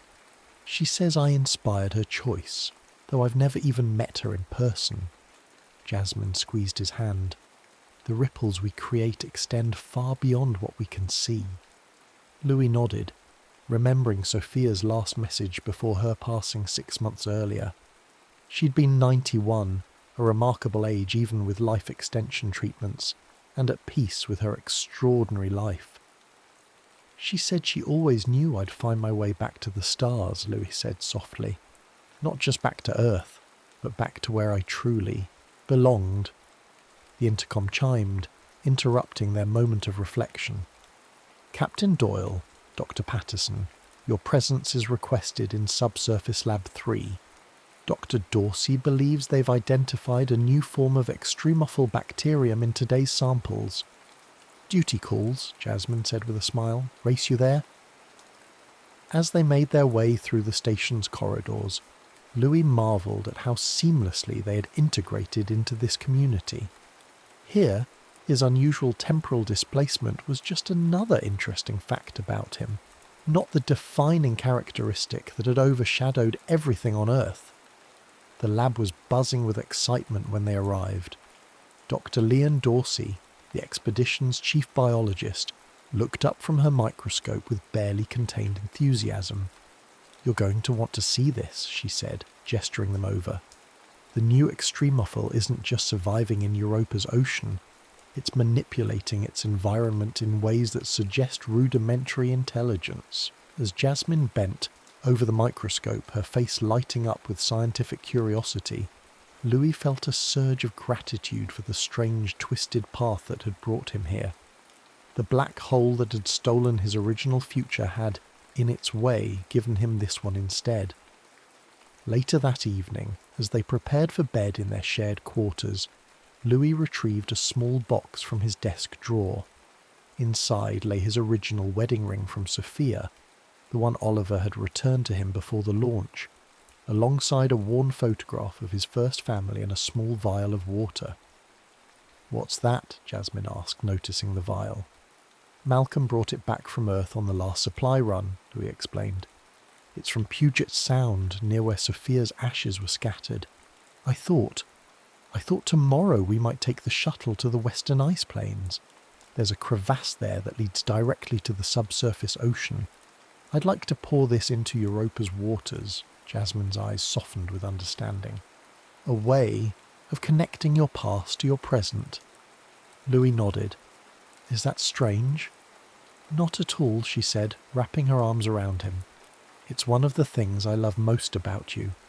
Your ability to honour what was while still embracing what is." They stood together by the small viewport in their quarters, Jupiter's reflected light casting a gentle glow across the room. At 55, chronologically 87, Louis had noticed the first subtle signs of aging since arriving on Europa. The preserved youth gifted by the time dilation was finally giving way to the natural progression of life. Strangely, he welcomed these changes. They connected him to the normal flow of time, to the rhythm of existence that all living things shared. Jasmine, now 28, had committed to aging alongside him, declining the more aggressive longevity treatments that might have maintained her youth far beyond his lifespan. "Do you ever wonder what happened to them?" we asked suddenly.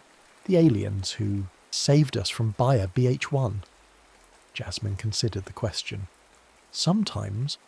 The mathematical formulas they shared have revolutionized our understanding of space-time, but we've never encountered anything like their vessel again. I like to think they're still out there," Louis mused. "Maybe they make a habit of rescuing foolish explorers who venture too close to black holes. Perhaps we'll meet them again someday," Jasmine suggested. "Space is vast, but time is longer." "Time," Louis repeated with a soft laugh. "My old adversary and strange benefactor." They fell silent, content in each other's presence as Jupiter continued its stately progress across their window. Tomorrow would bring new discoveries, new challenges, new wonders. The day after might bring something entirely unexpected. Perhaps the decision to extend their mission, or to return to Earth to finally meet the great-granddaughter, following in Louis's footsteps. Whatever came next, Louis knew with bone-deep certainty that he would face it without regret. The universe had given him not one life, but two. each with its own joys and sorrows, its own unique forms of love. As if reading his thoughts, Jasmine turned in his arms to face him, her eyes reflecting the light of a world neither of them could have imagined in their separate pasts. "To borrowed time," she said softly, echoing the toast they had shared on their first anniversary. Louis smiled, his heart full, and to making every moment count. Outside their window, Europa continued its eternal dance around Jupiter, carrying them forward into a future limited only by their courage to embrace it. And in that moment, Louis understood the final lesson of his extraordinary journey through time, that love, in all its forms, was the one force capable of transcending even its relentless passage. For love, unlike time, knew no horizons it could not cross. The end.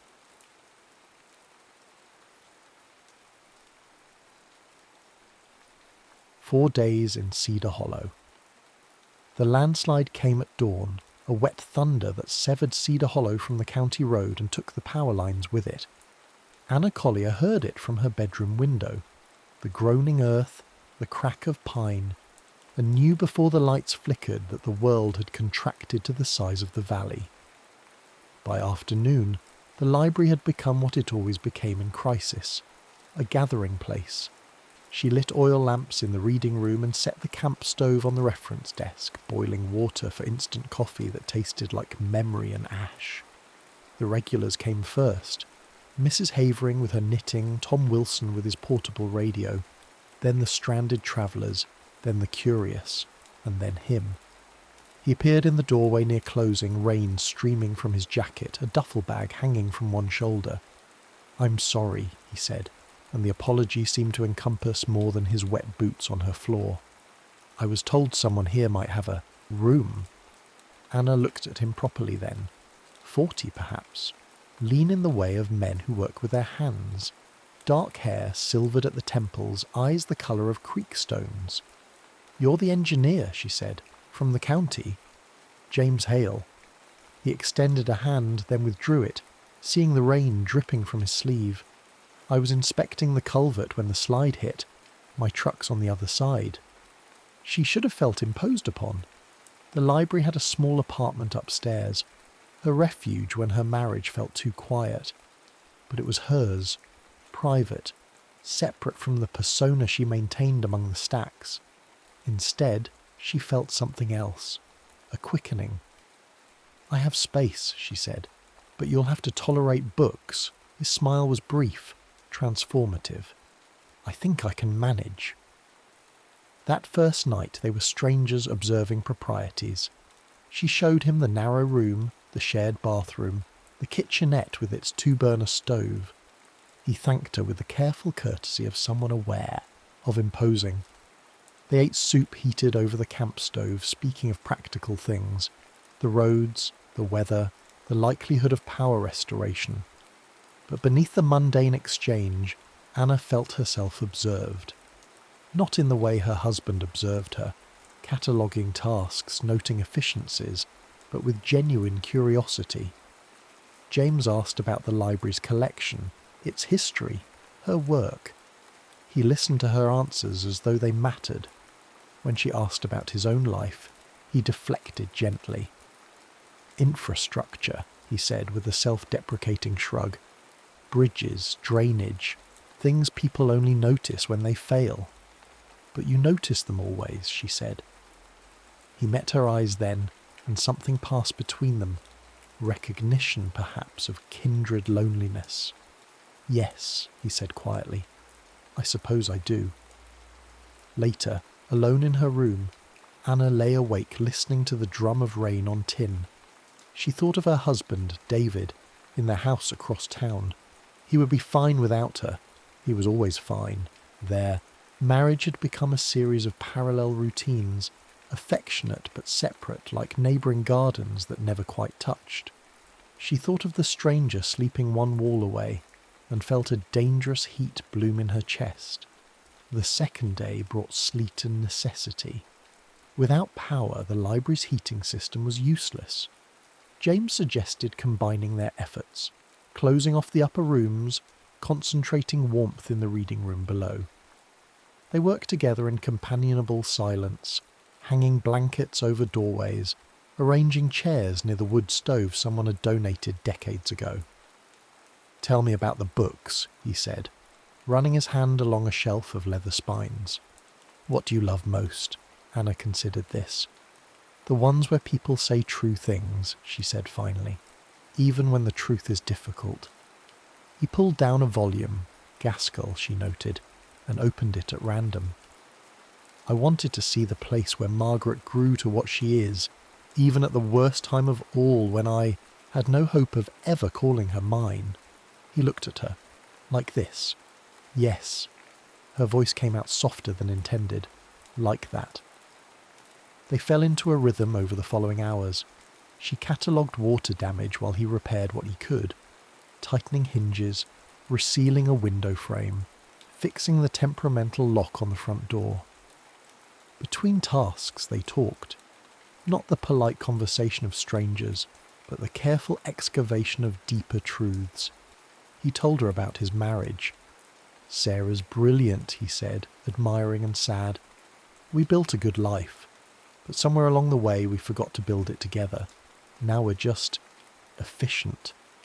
Anna understood. "David and I are kind to each other," she offered. "But kindness isn't the same as seeing. I could disappear and he'd mourn the disruption more than the loss." "I doubt that's true. Don't you?" She met his gaze. "When's the last time your wife asked what you were thinking rather than what you were doing?" His silence was answer. "Enough."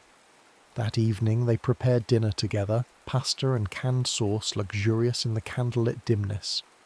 Anna found a dusty bottle of wine in the library's storage closet, left over from some long-ago fundraiser, and they drank from mismatched mugs, talking about first loves and lost dreams and the slow accretion of compromise that defined middle age. "I used to write," Anna confessed. "Stories, poetry, nothing published, but it mattered to me." "Why did you stop?" "Life, marriage. The library needed me more than my notebooks did." She paused. "That's not quite true. I stopped because no one asked to read them. After a while, silence becomes its own answer." James set down his mug. "I'd like to read them, if you'd let me." The offer was simple, but it pierced something in her chest. When had anyone last wanted to know her that way? Not as wife, librarian, reliable presence, but as herself. "They're in storage," she said, not quite ready for that vulnerability. "But thank you for asking." Later, washing dishes side by side, their hands collided in the soapy water. They both froze. Anna felt the heat of his palm against hers, the calluses earned through labour, the gentleness of his grip. Neither moved to break the contact. "Anna," he said quietly.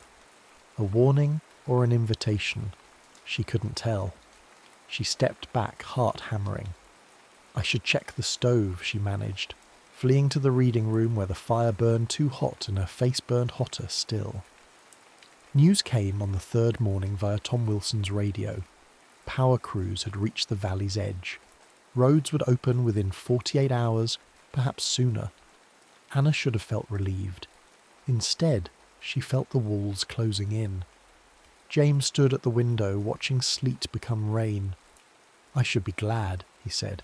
"I have work waiting. Sarah's probably worried." "Have you called her?" "No signal, and—" He turned to face her. "I'm not sure what I'd say." The confession hung between them, dangerous and electric. Anna knew she should deflect, return to safe territory, preserve the careful distance they'd maintained. Instead, she asked, "What would you want to say? That I've been happier these 3 days than I've been in years? That talking with you feels like remembering who I used to be? That I keep imagining—" He stopped himself. "I'm sorry. That's unfair to you." "Imagining what?" "Staying." The word fell like a stone. "Not going back. Building something different. With you." Anna's breath caught. The fantasy he'd articulated was her own, rendered sudden and real. and terrifying. "You don't mean that," she said, backing away. We're just... What? Lonely? Bored? Taken advantage of proximity?" His voice was gentle but unyielding. "I know what I feel, Anna. I've felt it since you handed me that first cup of terrible coffee." "Stop." The word came out sharp. "You can't say these things. We're married. We have lives. Lives we've been performing rather than living. That doesn't give us the right. I'm not talking about rights. I'm talking about truth." She turned away, gripping the back of a chair. "The truth is that feeling something doesn't make it permissible. Marriages are built on more than attraction." "I'm not talking about attraction."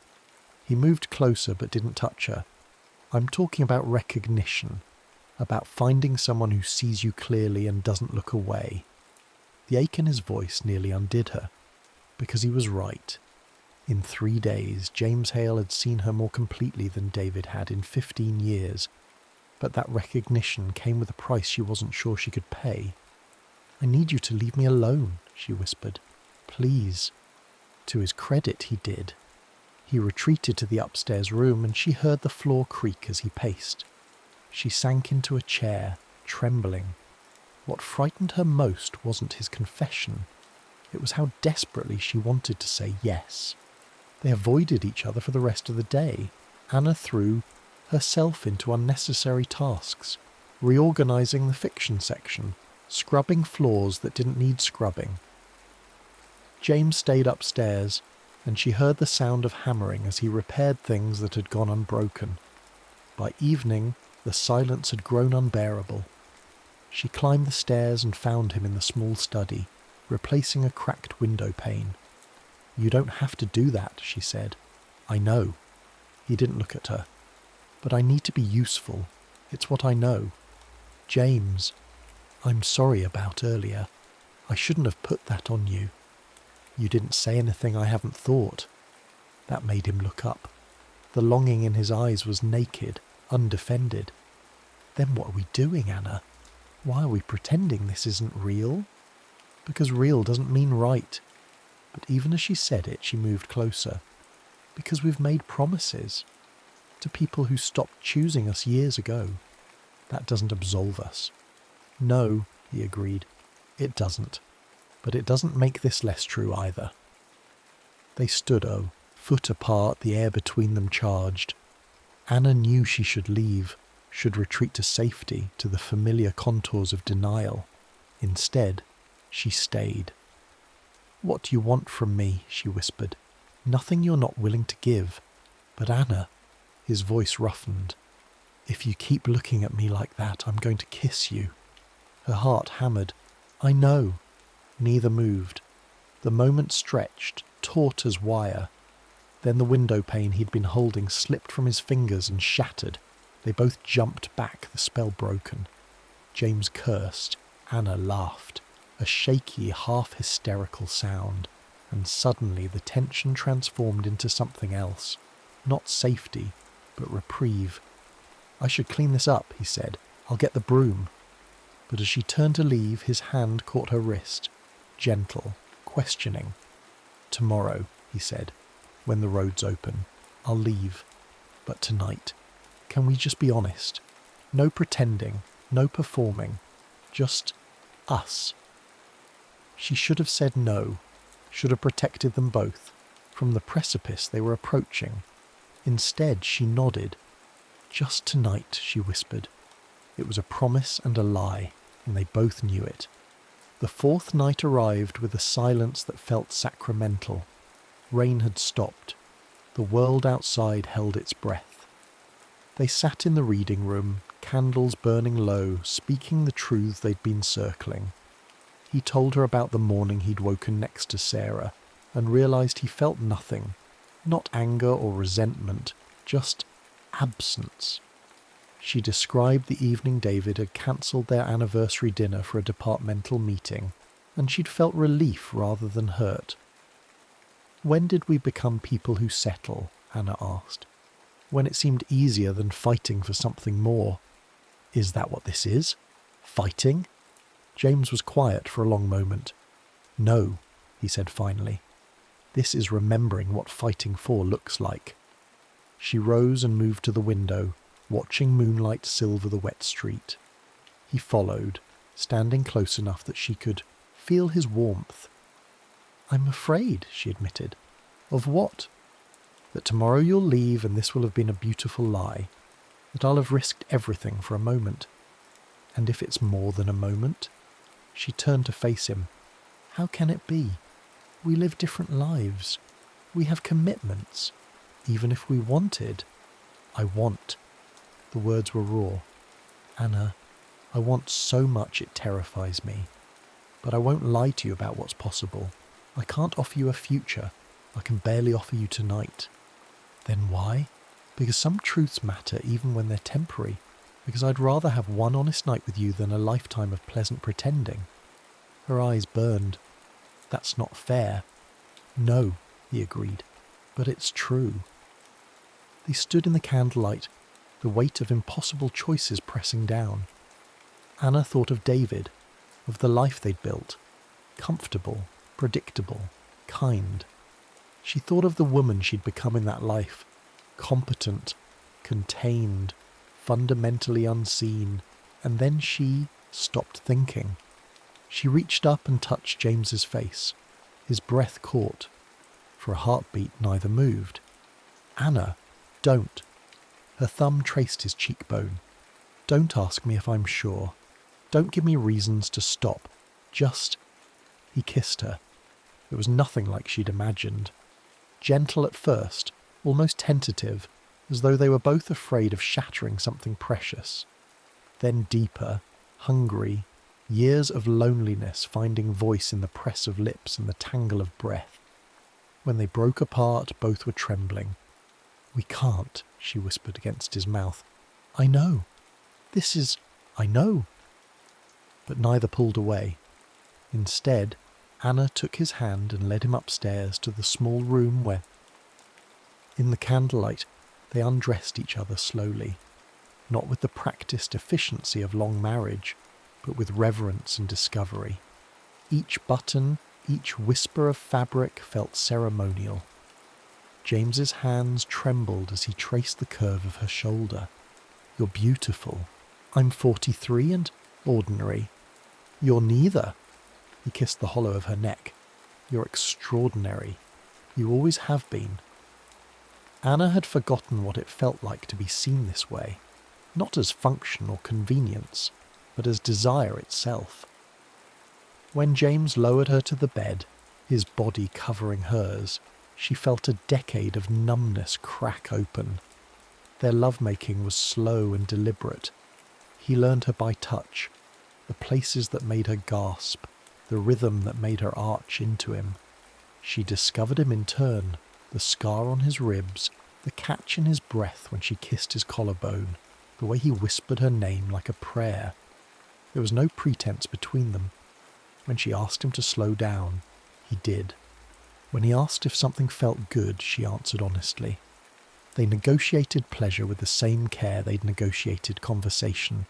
Each moment a choice, each touch a question answered with trust. "Look at me," he said when she closed her eyes. "Anna, look at me." She did, and saw herself reflected in his gaze, wanted, known, real. When release came, it came for both of them together. A cresting wave that left them gasping and intertwined. Anna's face pressed to James's shoulder, his hand cradling her head. Afterward they lay in the twisted sheets, limbs entangled, hearts slowing. "I love you," he said into the darkness. "I know I have no right. I know it changes nothing. But I love you." Anna felt tears slide down her temples. "I love you too. God help me, I do." They held each other through the night, knowing morning would bring separation but unable to imagine being anywhere else. Rishi'd slept alone so many nights and closed the door behind them. The power returned at dawn with an industrial hum that felt obscene. Anna woke to find James already dressed, his duffel packed, standing at the window. "Roads are open," he said without turning. "I checked the radio." She sat up, pulling the sheet around her. "So that's it. What else can it be?" But his voice cracked on the question. She rose and went to him, wrapping her arms around him from behind. For a moment he leaned into her touch. Then carefully he disentangled himself. "If I don't leave now," he said, "I won't leave at all. And we both know what that costs." Anna wanted to argue, wanted to say that love mattered more than vows made in youth to people they'd outgrown. But she thought of David, kind, dependable David, and knew she couldn't unmake 15 years on the strength of 4 days. "What happens now?" she asked. "We go back to our lives. We try to be better than we were. And this? Us?" James turned to face her, cupping her cheek in his palm. "This was real. Don't let anyone tell you otherwise. Not your husband, not your conscience, not the years that'll try to convince you it was just a storm-drunk fantasy. It was real, and it mattered. Will I see you again? I don't know. Maybe that's not the question. Then what is? Whether what we found here changes how we live there." Kissed her once more, long, aching, final, and then he was gone. Anna returned home that afternoon to find David making soup. He hugged her, asked if she was all right, told her he'd been worried. She answered carefully, honestly where she could. That night, lying beside her husband, she thought about James's question. Could 4 days change a lifetime? She didn't know yet. But the next morning, when David mentioned a faculty lecture he wanted to attend, Anna said, "I'd like to come with you." He looked surprised. "Really? I thought you found them boring." "I do, but I'd like to understand what matters to you." It was a small beginning. Perhaps it would lead nowhere. Perhaps the gap between them was too wide to bridge. But for the first time in years, she wanted to try. 3 weeks later, a package arrived at the library. Inside was a book, a vintage edition of North and South, its spine carefully repaired. In the margin of chapter 19, penciled in a hand she recognised, were 7 words. Some lights are meant to be remembered. Anna pressed the book to her chest and let herself cry. Not for what she'd lost, but for what she'd briefly held, and for the truth that James had given her, that she was capable of being seen, of being loved, of being more than the comfortable role she had accepted. She would carry that truth forward, not as license for abandonment, but as a standard by which to measure her life. And in the quiet of the library, surrounded by stories of people who'd said true things even when truth was difficult, Anna Collier began to write again. The end.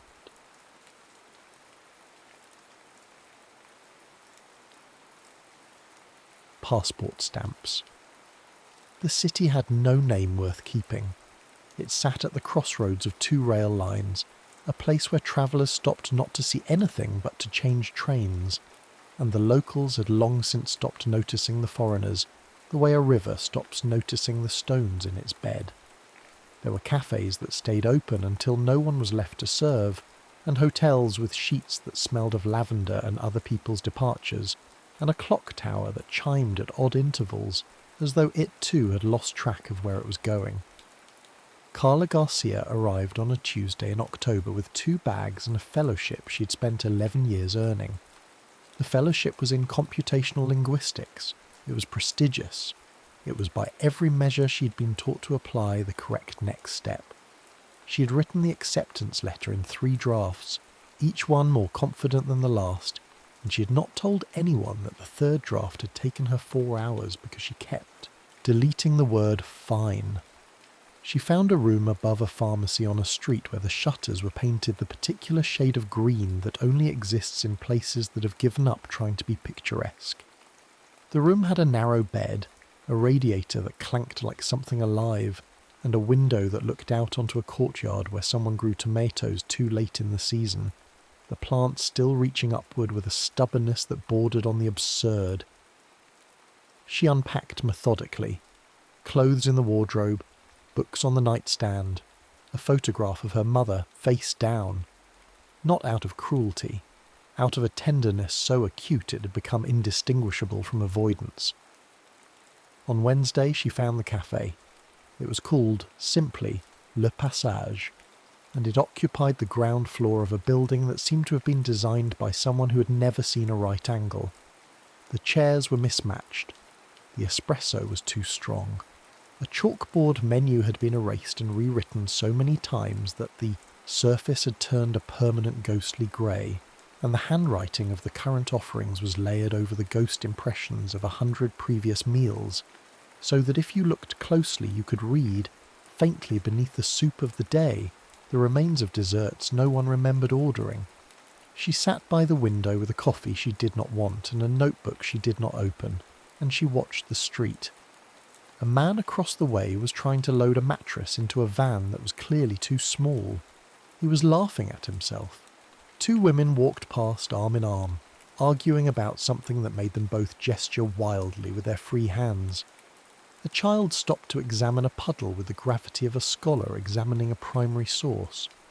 Clara watched all of this and felt, for the first time in months, something other than the low-grade static that had been humming behind her ribs since she had agreed to leave. The man was already there when she came back Thursday. He sat at the bar with a book, open in front of him, though he was not reading it. He was watching the barista make coffee with the kind of attention that suggested he was either deeply interested in the process or deeply bored with everything else. He was handsome in an unfinished way. Strong jaw, dark hair that fell across his forehead like an afterthought. The kind of bone structure that would look better at 40 than it did now. But what struck her was not his features. It was the stillness that surrounded him, a quality like the air in a church after everyone has left, or the pause between exhale and inhale. He inhabited space the way most people merely occupied it, and the effect was magnetic in a way that had nothing to do with attraction, and everything to do with relief, as though his mere presence suggested that the world might after all consent to slow down. When Clara sat down at her usual table by the window, he glanced over. Not a long look, not an appraising one, simply the acknowledgement that someone had entered a room, the way a tree might register a change in light. She ordered her coffee. He returned to not reading his book. This happened again on Friday. And Saturday. By Sunday it had become a kind of choreography, unspoken and precise. She arrived. He was there. They occupied the same space without occupying each other's attention, and something about this arrangement felt, against all logic, like the most intimate thing that had happened to her in years. His name was Marcus. She learned this not because they introduced themselves, but because the barista called it out when his coffee was ready, and he looked up with the slightly startled expression of a man who's been thinking about something far away. On Monday, when she arrived at the cafe, he was already standing gathering his things to leave. Their paths intersected at the door. He held it open for her, an ordinary gesture, except that he met her eyes while doing it, and in that brief exchange of glances something passed between them that was not quite a greeting and not quite an acknowledgement, but something else. Permission, perhaps, or recognition. "Thank you," she said. He nodded, stepped aside, and was gone. On Tuesday he was there again, and this time when she sat down he glanced over and said very simply, "You're here often."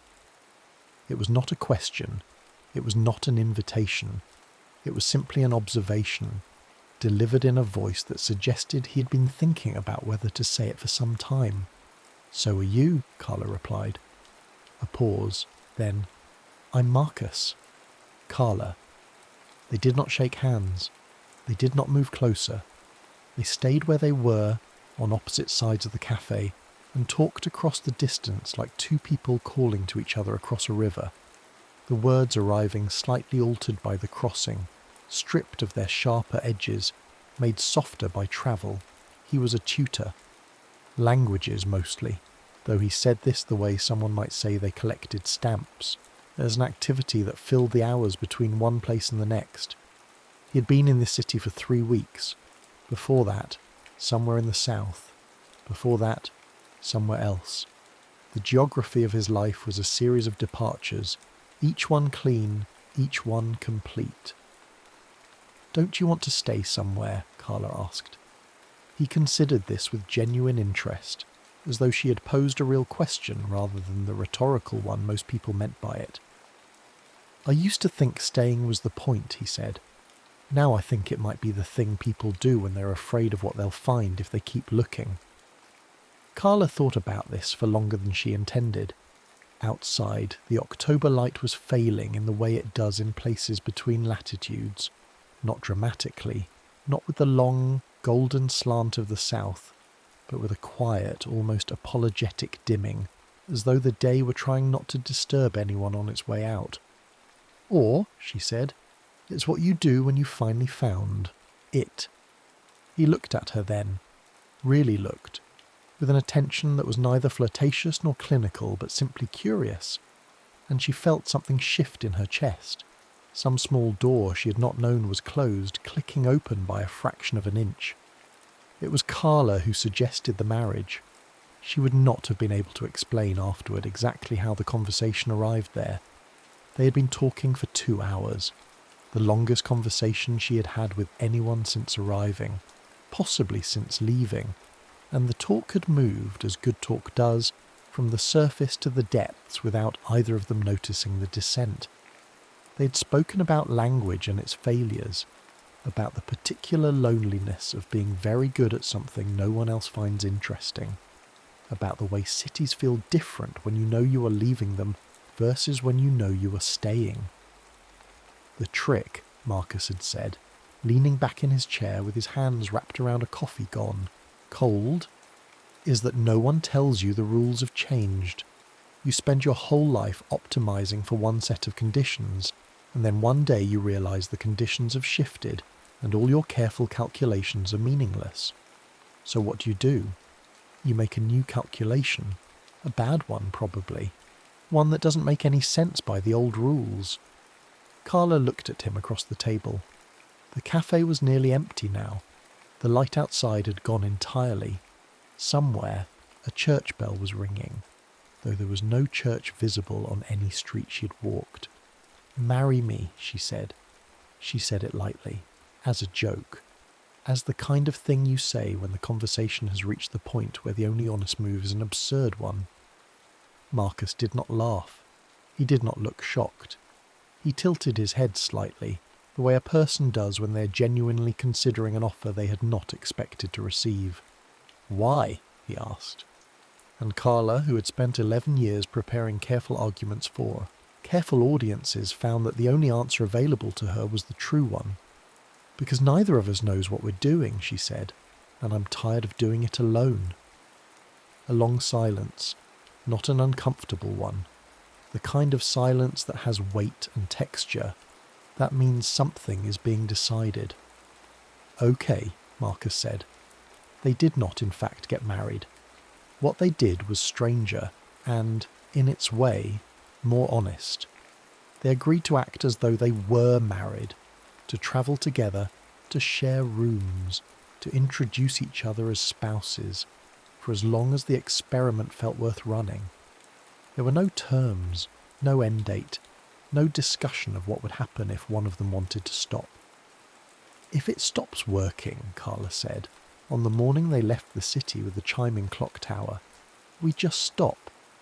"Agreed," said Marcus, and lifted her bag into the overhead compartment of the train, with an ease that suggested he had been lifting other people's bags for a long time. They went south. First, because the weather was turning and because neither of them had anywhere they needed to be. The towns they passed through were small and indifferent to tourists, places where the shopkeepers knew every face and regarded strangers with a politeness that was also, unmistakably, a kind of distance. Carla and Marcus moved through these towns like water through stone, leaving no mark, disturbing nothing. They shared a room in each place they stopped, a narrow room, usually with one bed or 2 beds pushed close together, and a window that looked out onto something, a garden, a courtyard, a neighbour's washing line, that made the space feel less like a hotel and more like a life temporarily borrowed. The first night, in a village where the inn smelled of wood smoke and old wine, they lay in the dark on opposite sides of the mattress, with a space between them that was precise and deliberate, like a margin on a page. "This is strange," Clara said to the ceiling. "Yes," said Marcus. "Good strange or bad strange?" A pause. She could hear him breathing, steady, unhurried, the breathing of someone who had learned, or always known, how to be at ease in unfamiliar places. "I don't know yet," he said. "Ask me tomorrow." Tomorrow she did not ask. She did not need to.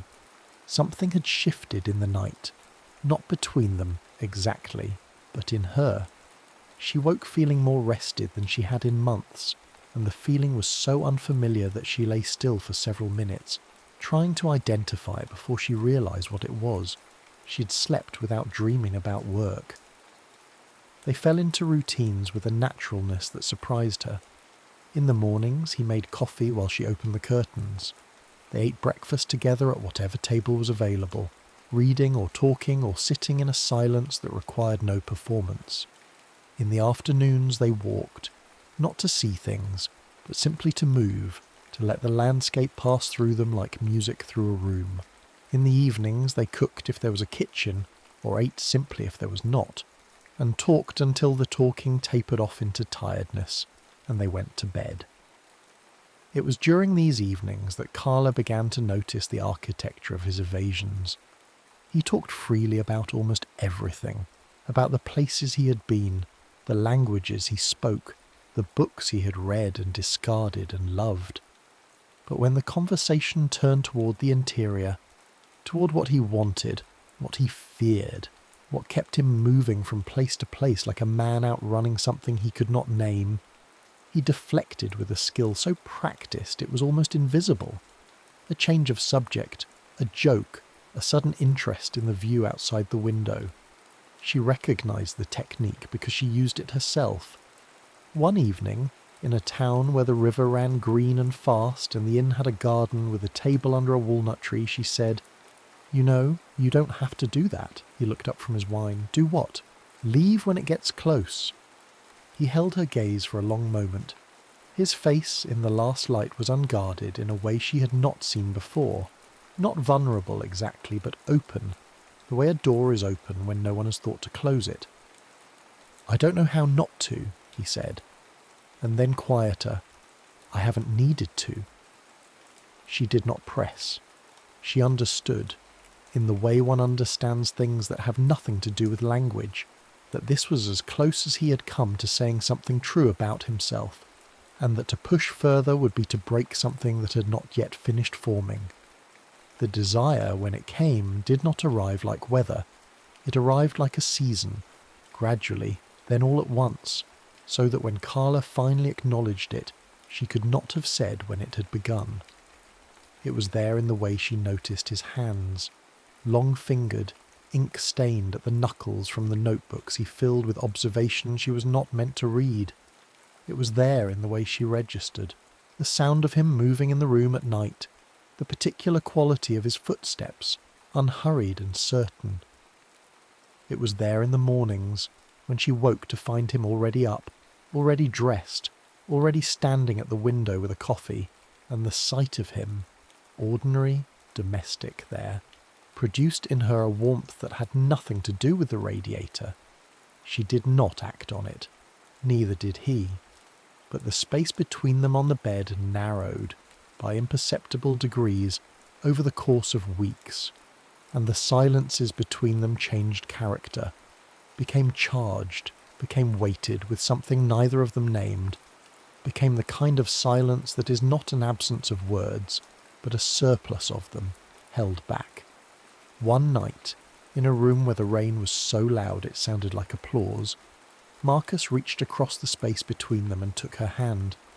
Not with urgency, not with intention, simply held it, the way you might hold something you had picked up and not yet decided what to do with. Clara did not move. She did not pull away. She lay in the dark with his hand around hers and listened to the rain, and felt beneath the warmth of his palm the slow and steady pulse of something that was not yet desire and not yet love, but was becoming both. The fellowship sent its first email on a Monday. It was polite. It was even gentle, in the way institutional communications are gentle when they are about to apply pressure. The project timeline had been moved up. There were expectations about when she would begin active research. A conference in March, a paper due in February. The language was careful, but the message was clear. The world she had left was waiting, and it was not prepared to wait much longer. Carla read the email 3 times, then closed her laptop and sat very still for a long time, listening to the sound of Marcus chopping vegetables in the kitchen of the cottage they had rented for the week. The sound was rhythmic and domestic, and in that moment almost unbearable.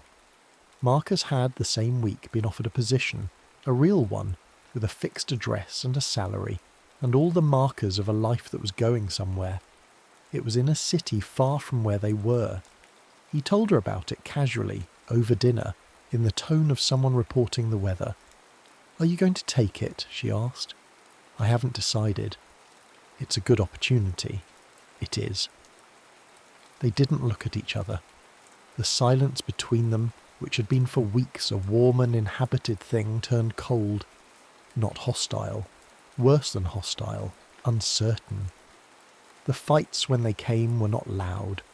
They were quiet and precise, like surgery performed without anesthesia. They fought about the dishes and about the route they would take tomorrow, and about whether the window should be open or closed. And beneath every argument was the same unspoken question, pressing against the surface like a hand against glass. Is this real, or is it only possible because it ends? You drift. Through people, Carla said one evening, and the words came out sharper than she intended. You drift through places. You have this whole philosophy about motion and impermanence, but has it occurred to you that it might just be cowardice? Marcus went very still. When he spoke, his voice was flat in a way she had not heard before, emptied of its usual warmth, as though he had withdrawn something essential from it. "Has it occurred to you," he said, "that your plan might be the cowardice, that you built this whole careful structure, the fellowship, the career, the path, so that you would never have to stand still long enough to find out what you actually want?" The words landed. She felt them land, felt the small, sharp intake of breath that meant something true had been spoken aloud. She did not answer.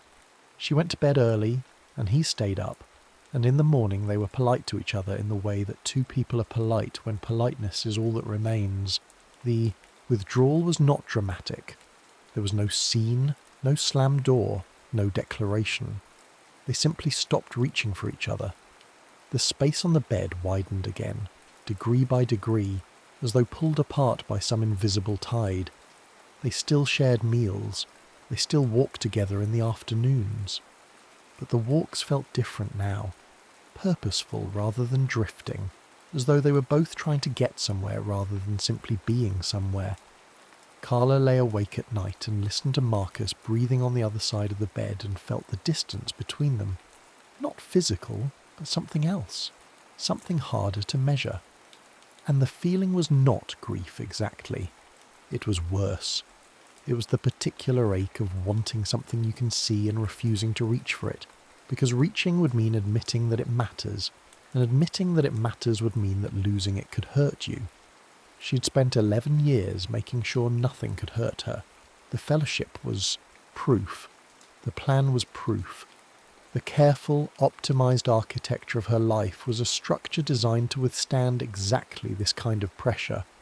The pressure of wanting, of needing, of being afraid. And now here she was, in a rented cottage in a town whose name she would forget, lying next to a man she had known for 6 weeks, and the whole structure was shaking. It happened on a Thursday in the kitchen, at 2 p.m, when the light came through the window at an angle that made everything in the room look slightly unreal. Carla was packing.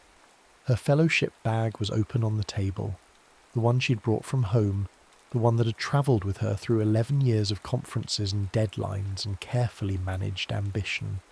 She was folding clothes into it with the methodical precision of someone dismantling a life she had temporarily inhabited. Marcus was sitting at the kitchen table with a cup of coffee. He was not drinking, watching her. "You're leaving," he said. It was not a question. "I have to." "No," he said. "You don't. You want to. There's a difference." She stopped folding. Her hands went still on the fabric, a shirt she had bought in one of the small towns they had passed through. Something soft and dark that she had chosen because it felt good against her skin. Because for once she had chosen something not for its utility, but for the way it made her feel alive. "And what do you want?" she asked. The question was not rhetorical. It was the first time she had asked it without deflection, without the protective layer of irony or implication. She asked it plainly, the way you ask a question when you're tired of not knowing the answer. Marcus set down his coffee. He looked at her across the kitchen, across the open bag and the folded clothes and the space that had grown between them over the past 2 weeks, like a wall built brick by brick in the dark. "I want to stop running," he said. "I have wanted to stop running for a long time. I just didn't know where to stop. And now?" He didn't answer with words. He stood up from the table and crossed the kitchen, 3 steps, 4, and stopped in front of her, close enough that she could feel the warmth of him, the particular heat that a living body generates, which is one of the most ancient and unremarkable things in the world, and also, in that moment, the only thing that mattered. "I have been terrified," he said, "of being chosen, of someone looking at me, really looking, not at the surface, not at the useful version, and deciding to stay. Because then I would have to stay too, and I don't know who I am when I'm not moving." Carla looked at him. His face was open in a way she'd seen only once before, that evening under the walnut tree when he had said, "I haven't needed to." But this was further. This was the place beyond the door, the room he had kept locked, and he was standing in it now without flinching. "I don't know who I am when I'm not performing," she said. "When I'm not being the person who got the fellowship, who followed the plan. I don't know what's underneath all of that. I'm not sure I've ever looked." "Then look," he said. "Now.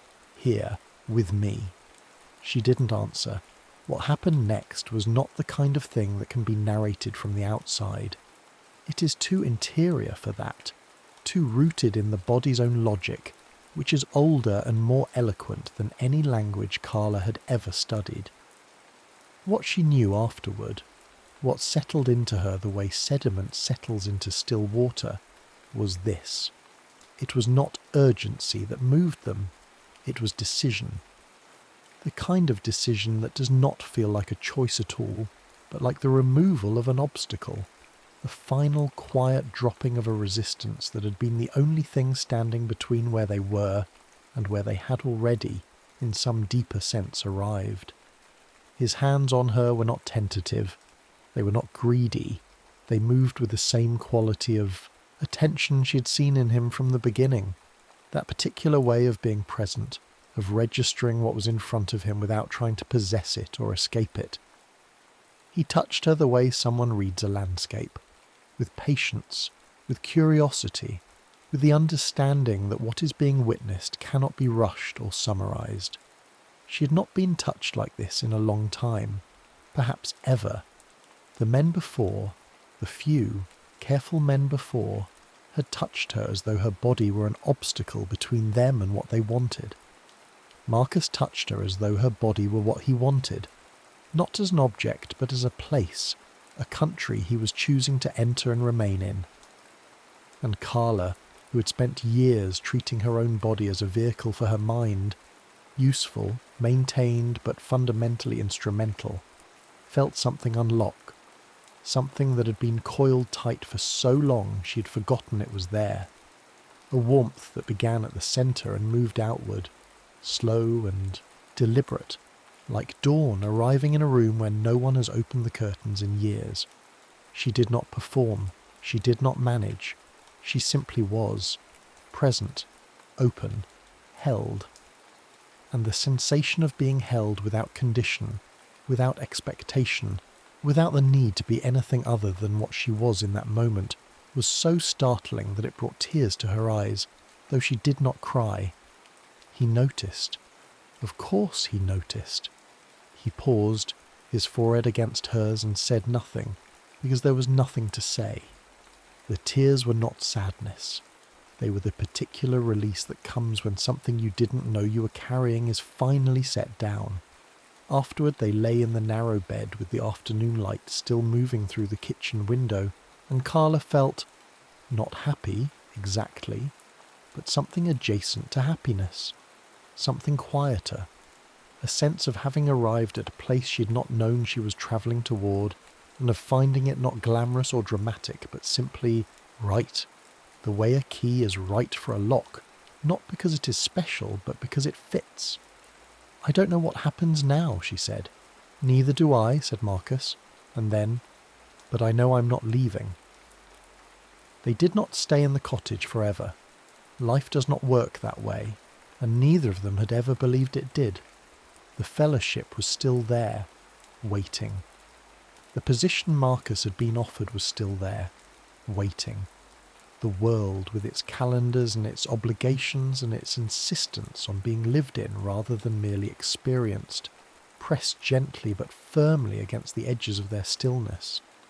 But something had changed in the way they faced it. Clara wrote back to the fellowship. She did not withdraw. She did not apologize.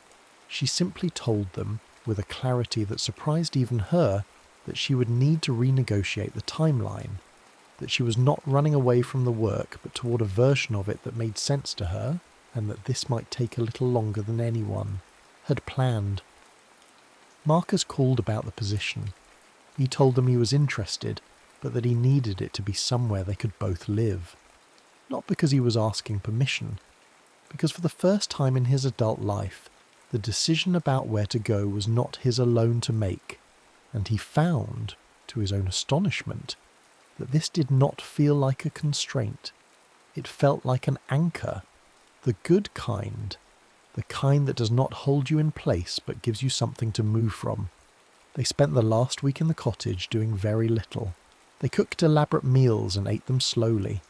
They walked in the evenings when the light turned the countryside the colour of old honey, and they held hands without thinking about it, the way two people hold hands when it has stopped being a gesture and become simply a fact. One morning, Clara found a small leather notebook on the kitchen table. Open to a page Marcus had written on the night before, she did not read it. It was not meant for her, and she understood now the difference between intimacy and intrusion. But she saw the first line, written in his careful, slanted hand. The trick is not to stop moving. The trick is to find someone worth being still for. She closed the notebook and left it where it was. On the last morning they packed together, 2 bags each now, the weight of a life slightly expanded by the sharing of it. The pharmacy below their first room in the crossroad city had become, in memory, a kind of origin myth. The place where the experiment had begun, the strange and tentative first step of a journey neither of them had planned.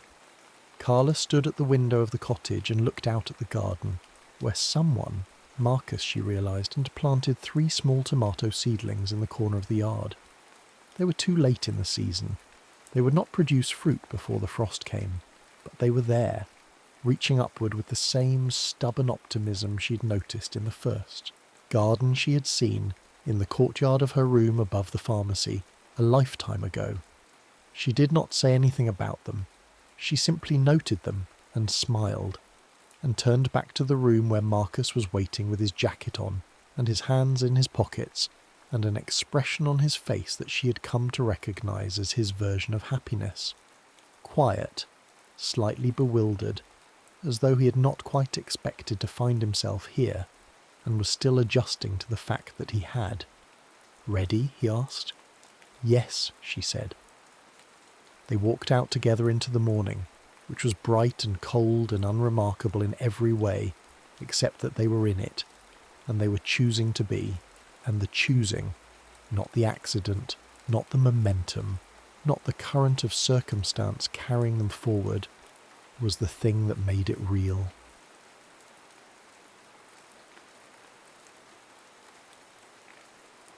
The silence between vows.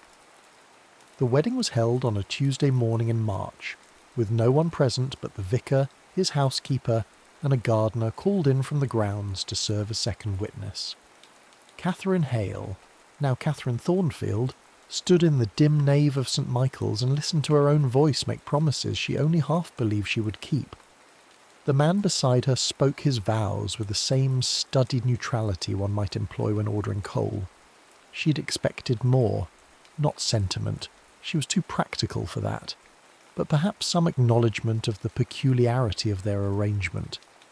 Edmund Thornfield, however, seemed determined to treat the matter as he treated everything, with precision, economy, and an absolute absence of fanfare. When it was finished, he offered her his arm. His grip was firm, impersonal. They walked together into the pale spring light, and Catherine understood that this was how it would be. No romance, no pretense, simply an arrangement between two rational people who had each concluded that solitude was more expensive than compromise. The carriage ride to Ashwood was conducted in near silence.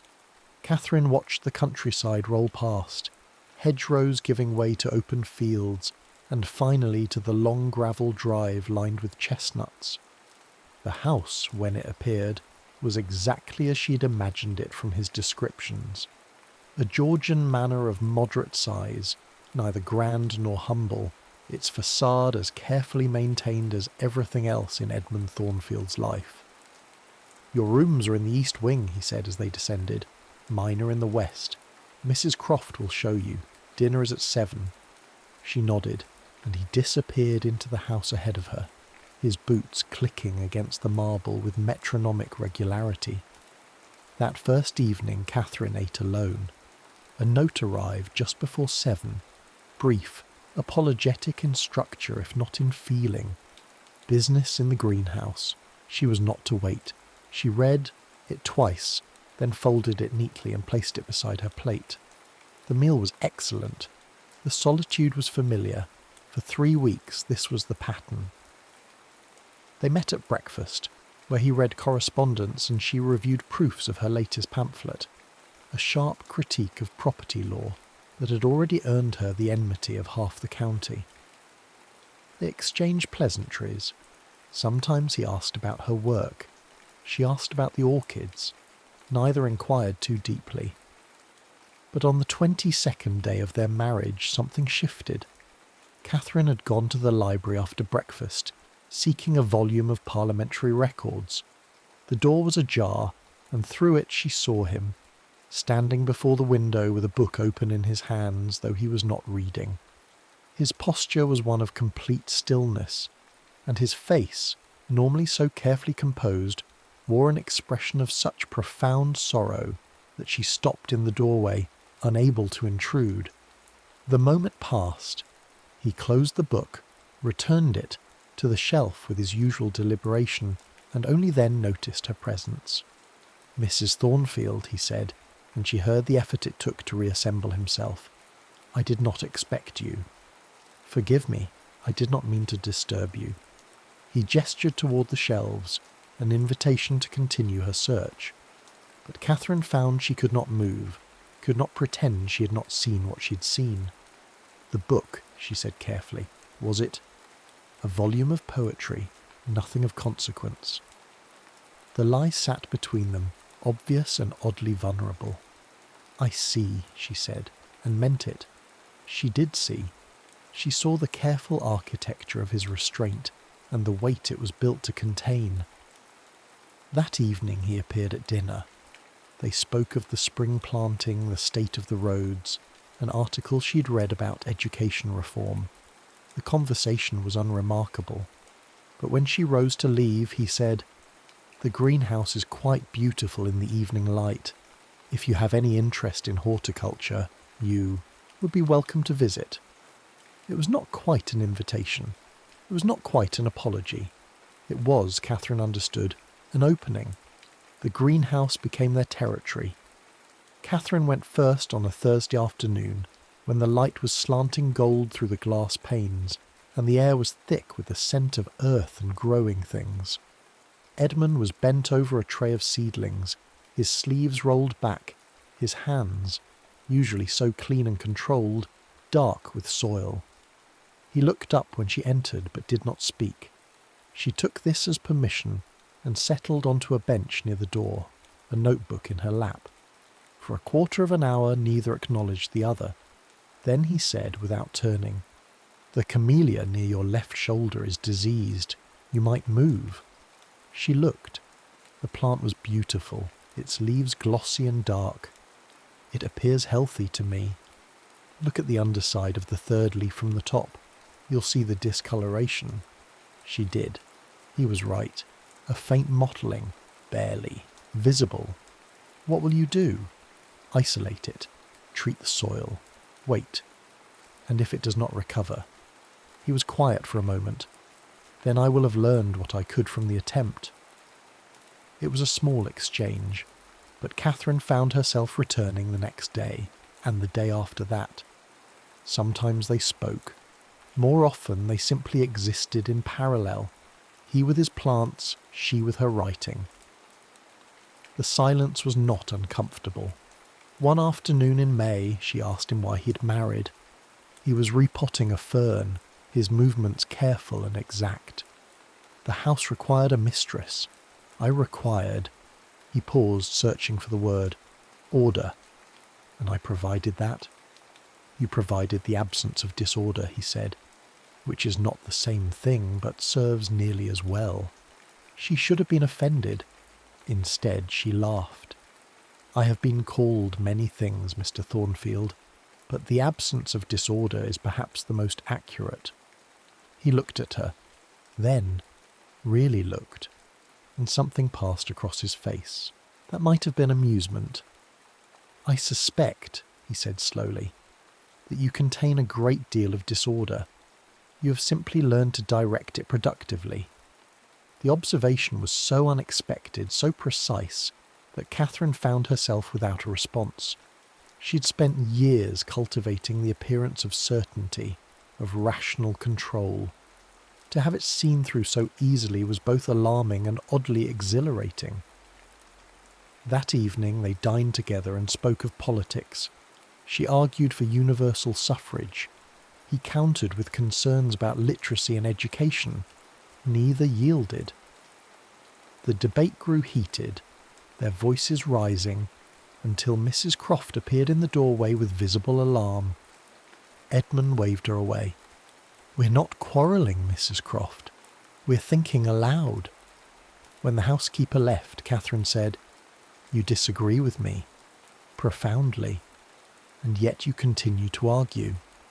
"Because," he said, setting down his glass with unusual care, "your arguments force me to refine my own. I find the exercise valuable." It was the closest he had come to a compliment. Catherine felt something shift in her chest, a loosening of a constraint she had not known she carried. The summer brought heat and lengthening days.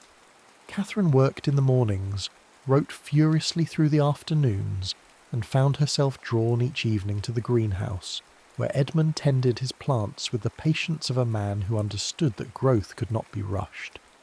They developed rituals. He would explain the properties of a particular species. She would relate some political absurdity from the newspapers. Sometimes their hands would brush as they both reached for the same volume in the library. Neither acknowledged these moments, but neither pulled away quickly. One evening in July she found him standing before a particular orchid, his expression troubled. The plant was magnificent, white blooms so perfect they seemed artificial.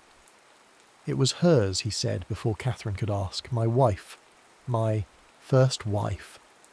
The word hung in the air between them. Catherine had known he was a widower, the settlement papers had made that clear, but he had never spoken of it, and she had not asked. She died in childbirth, he continued, his voice careful and distant. 6 years ago, the child as well. I'm sorry. She liked to read poetry aloud, badly. She had no sense of metre whatsoever. He touched one of the blooms with a gentleness that made Catherine's throat tighten. I would give a great deal to hear her mangle Wordsworth one more time. Catherine understood then. The silence, the precision, the careful maintenance of emotional distance. He had loved completely, and it had destroyed him. I will not ask that of you, he said, still not looking at her. I know what our arrangement is. I will not mistake it for something else. But Catherine found that she did not want to be an arrangement. She wanted... what? She hardly knew. Only that the careful distance between them had become unbearable. Edmund, she said, and it was the first time she had used his given name. He turned. Their eyes met. The moment stretched, taut and trembling. Then he stepped back, and the spell broke. Forgive me, he said. I should not have burdened you with this. It is not a burden. Good evening, Catherine. He left her standing among the orchids, her heart beating hard against her ribs, knowing that something had changed irrevocably. The autumn brought frost in the inevitable scandal. Catherine's latest pamphlet, a scathing indictment of inheritance law, had been printed and distributed before Edmund knew of its existence. The response was immediate and vicious. Anonymous letters arrived daily. The vicar called to express his concern. 2 neighbouring families withdrew their invitations. Edmund said nothing. His silence was worse than any rebuke. Catherine told herself she did not care. She had not married for social acceptance. She had married for independence, and independence she had. If her work made her husband uncomfortable, that was his limitation, not hers. But the distance between them grew. He stopped coming to dinner. She stopped visiting the greenhouse. They moved through the house like ghosts, aware of each other but unable or unwilling to speak. October arrived. The trees burned gold and red. Catherine worked with furious energy, writing letters and organising meetings. She told herself she was satisfied. She told herself she had everything she needed. But at night, alone in her rooms, she found herself listening for his footsteps in the hall. The breaking point came on a Tuesday evening in late October. Catherine had been working in the library when she heard voices in the hall, Edmund's low murmur and another man's sharp insistence. She recognised the second voice, Thomas Waverley, Edmund's solicitor and oldest friend. "You must speak to her," Waverley was saying. "The situation is untenable. She's making you a laughing-stock. That is not your concern." "Not my concern? Edmund, she is destroying your reputation. You should never have married a woman like that. Opinionated, unwomanly, she—" Enough. The single word was quiet but absolute. Catherine froze, her hand on the door. "My wife," Edmund continued, "writes with clarity and courage on matters that most men are too comfortable to examine. If that makes her unwomanly, then I can only conclude that womanhood has been too narrowly defined. And if it makes me a laughing-stock to be married to a woman of intelligence and principle, then I will wear that badge with considerably more pride than I have worn any honour bestowed by men who value reputation over truth." There was a long pause, then Waverley. "I see. Forgive me. I had not realised. Good evening, Thomas." Catherine heard the front door close, then silence.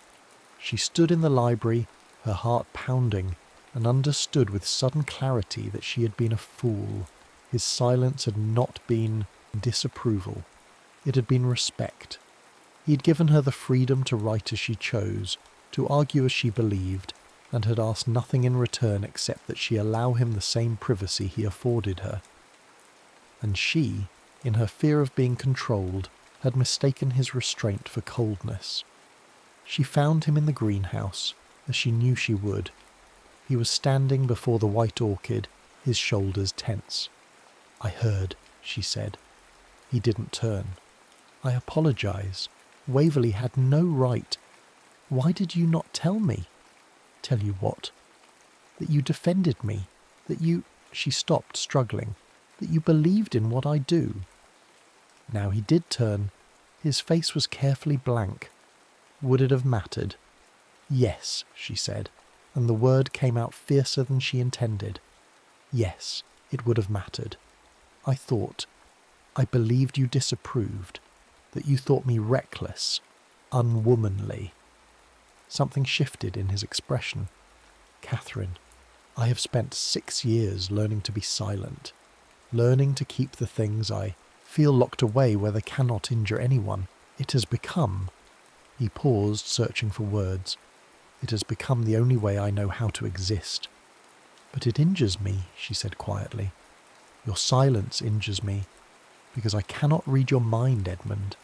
I can only guess, and I have been guessing wrong. He closed his eyes. When he opened them again, they were dark with something that might have been pain or might have been hope.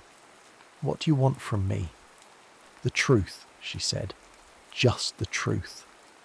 The truth, Edmund said slowly, is that I married you because I believed we could coexist without complication.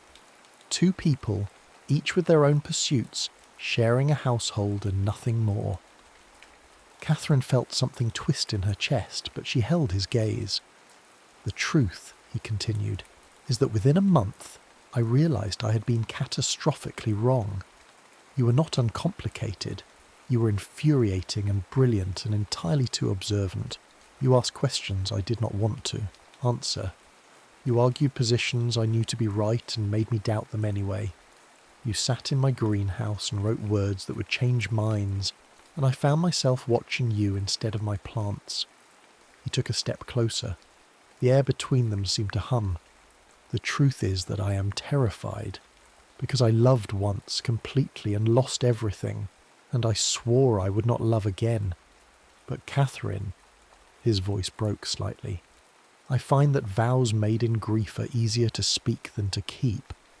She could not breathe, could not think, could only stand there trembling as he closed the remaining distance between them.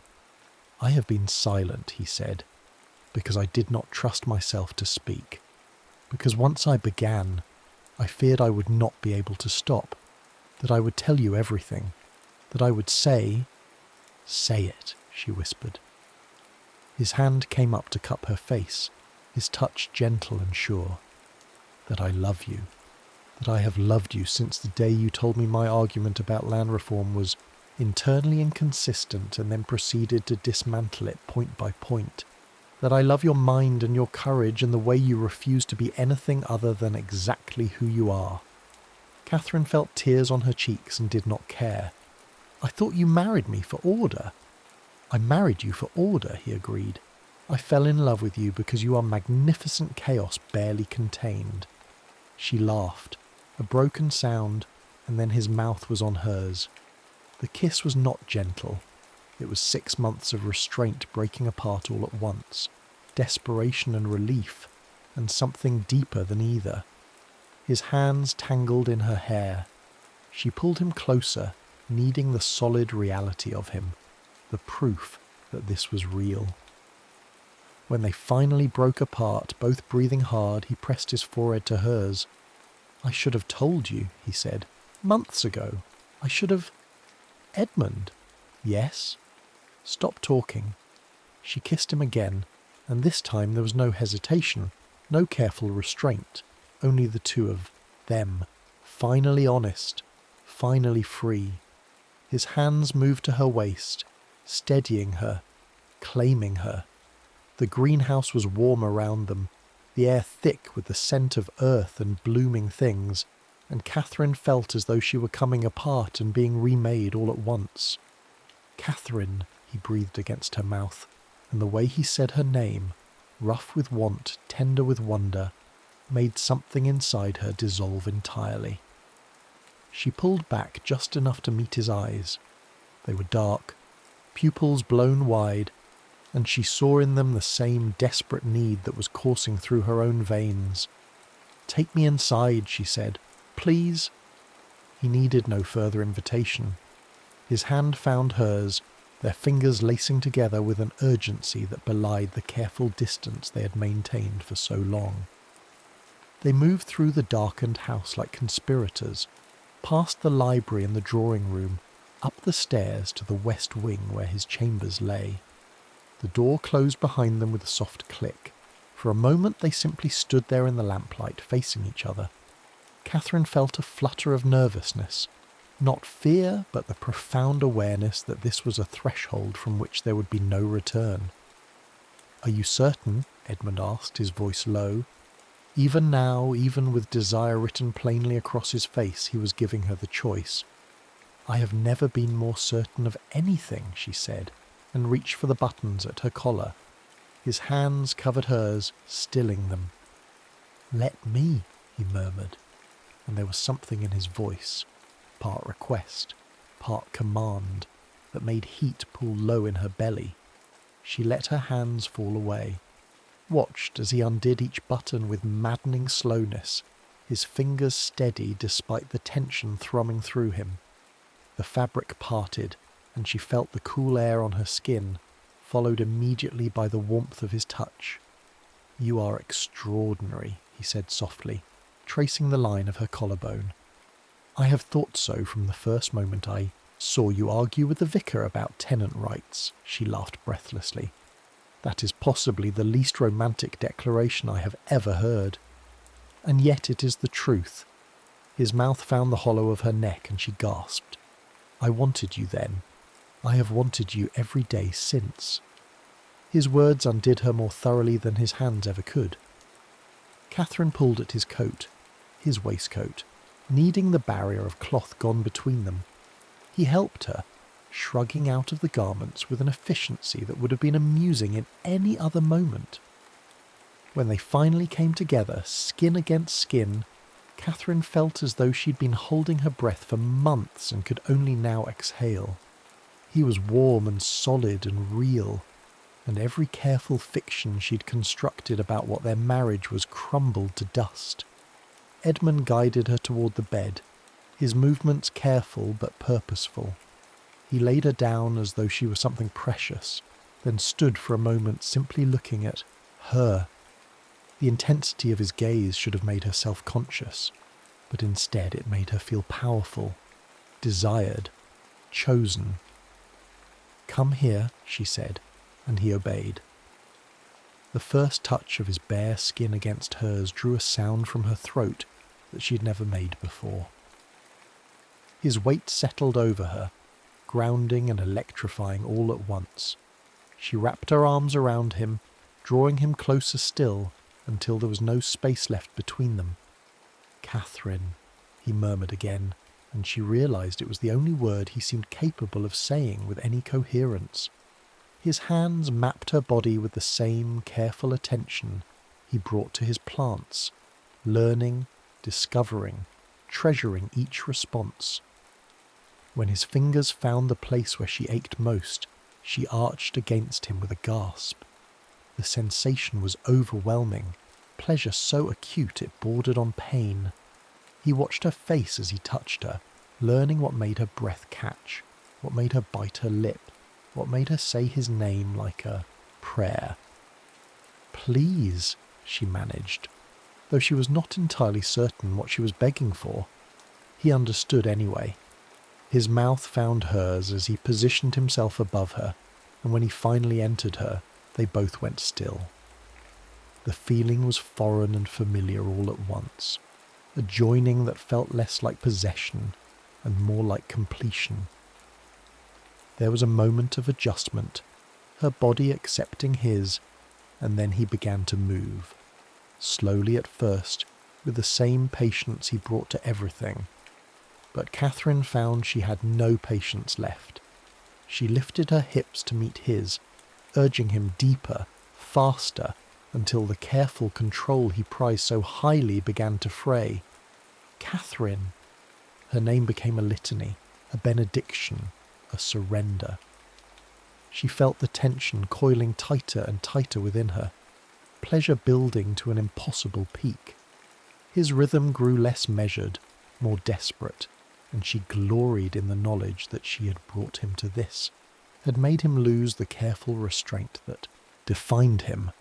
"Look at me," he commanded, his voice rough. She opened her eyes and found his gaze locked on hers, dark and fierce and utterly present. "I want to see you."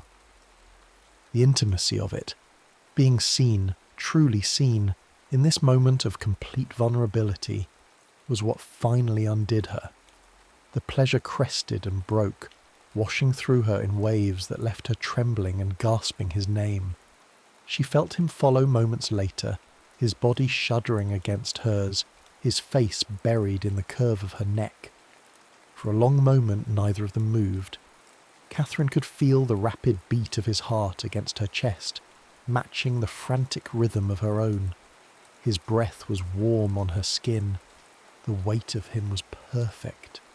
Slowly, carefully, he shifted to lie beside her, gathering her against him. His hand traced idle patterns on her shoulder, and she realized with a small shock that he was trembling. "Edmund?" She turned to look at him, concerned. His eyes were bright with unshed tears. "Forgive me," he said quietly. "I had forgotten." He paused, struggling. "I had forgotten what it was to feel this much." Catherine's throat tightened. She touched his face, her thumb brushing away the single tear that had escaped. "There is nothing to forgive," she whispered. "Nothing at all." He caught her hand and pressed a kiss to her palm. "I love you," he said again, and this time the words came easily. "God help me, Catherine. I love you so much it terrifies me." "Then we shall be terrified together," she said, and kissed him softly. "Because I love you too, and I find I have no interest in safety anymore." They lay together in the warm darkness, limbs tangled, barriers finally and irrevocably breached. Outside, the wind moved through the trees. The greenhouse stood silent, its ordered rows bearing witness to the truth Edmund had known all along, that some growth cannot be controlled, only tended, and that love, once rooted, will bloom in its own time. Later, much later, they lay, together in his bed, the moonlight spilling through the windows in silver streams. Catherine's head rested on his chest, and she could hear the steady beat of his heart beneath her ear. "I was afraid," she said quietly. "All my life, I have argued because it was safer than being vulnerable. Easier to fight than to admit I wanted." She stopped. "Wanted what?" His fingers traced slow patterns on her shoulder. "To be chosen. Not for my utility or my silence, but for who I am. All of it. The arguments and the pamphlets and the stubborn refusal to be anything other than myself." He tipped her face up to his. In the moonlight his expression was tender. "Then you were chosen, Catherine.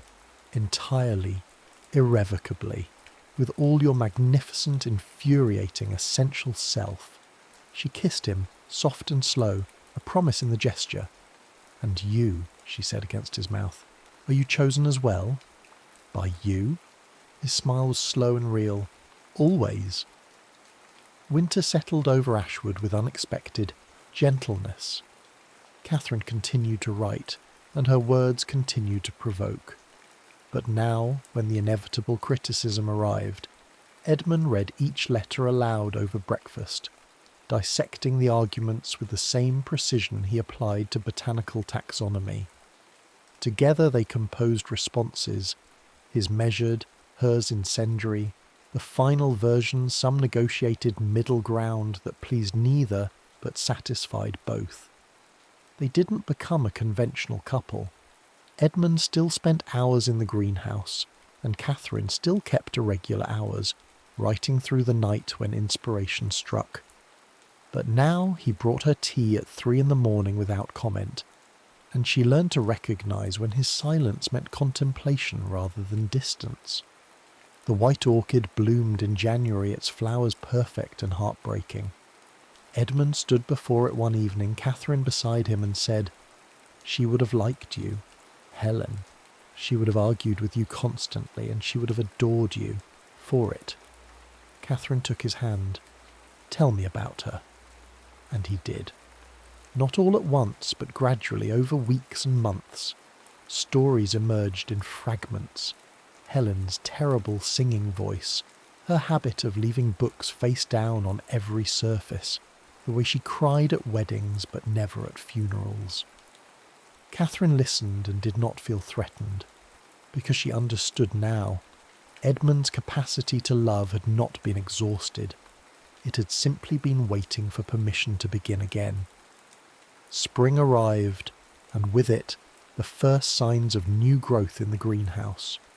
Edmund was propagating a particularly difficult hybrid when Catherine appeared with a letter in hand.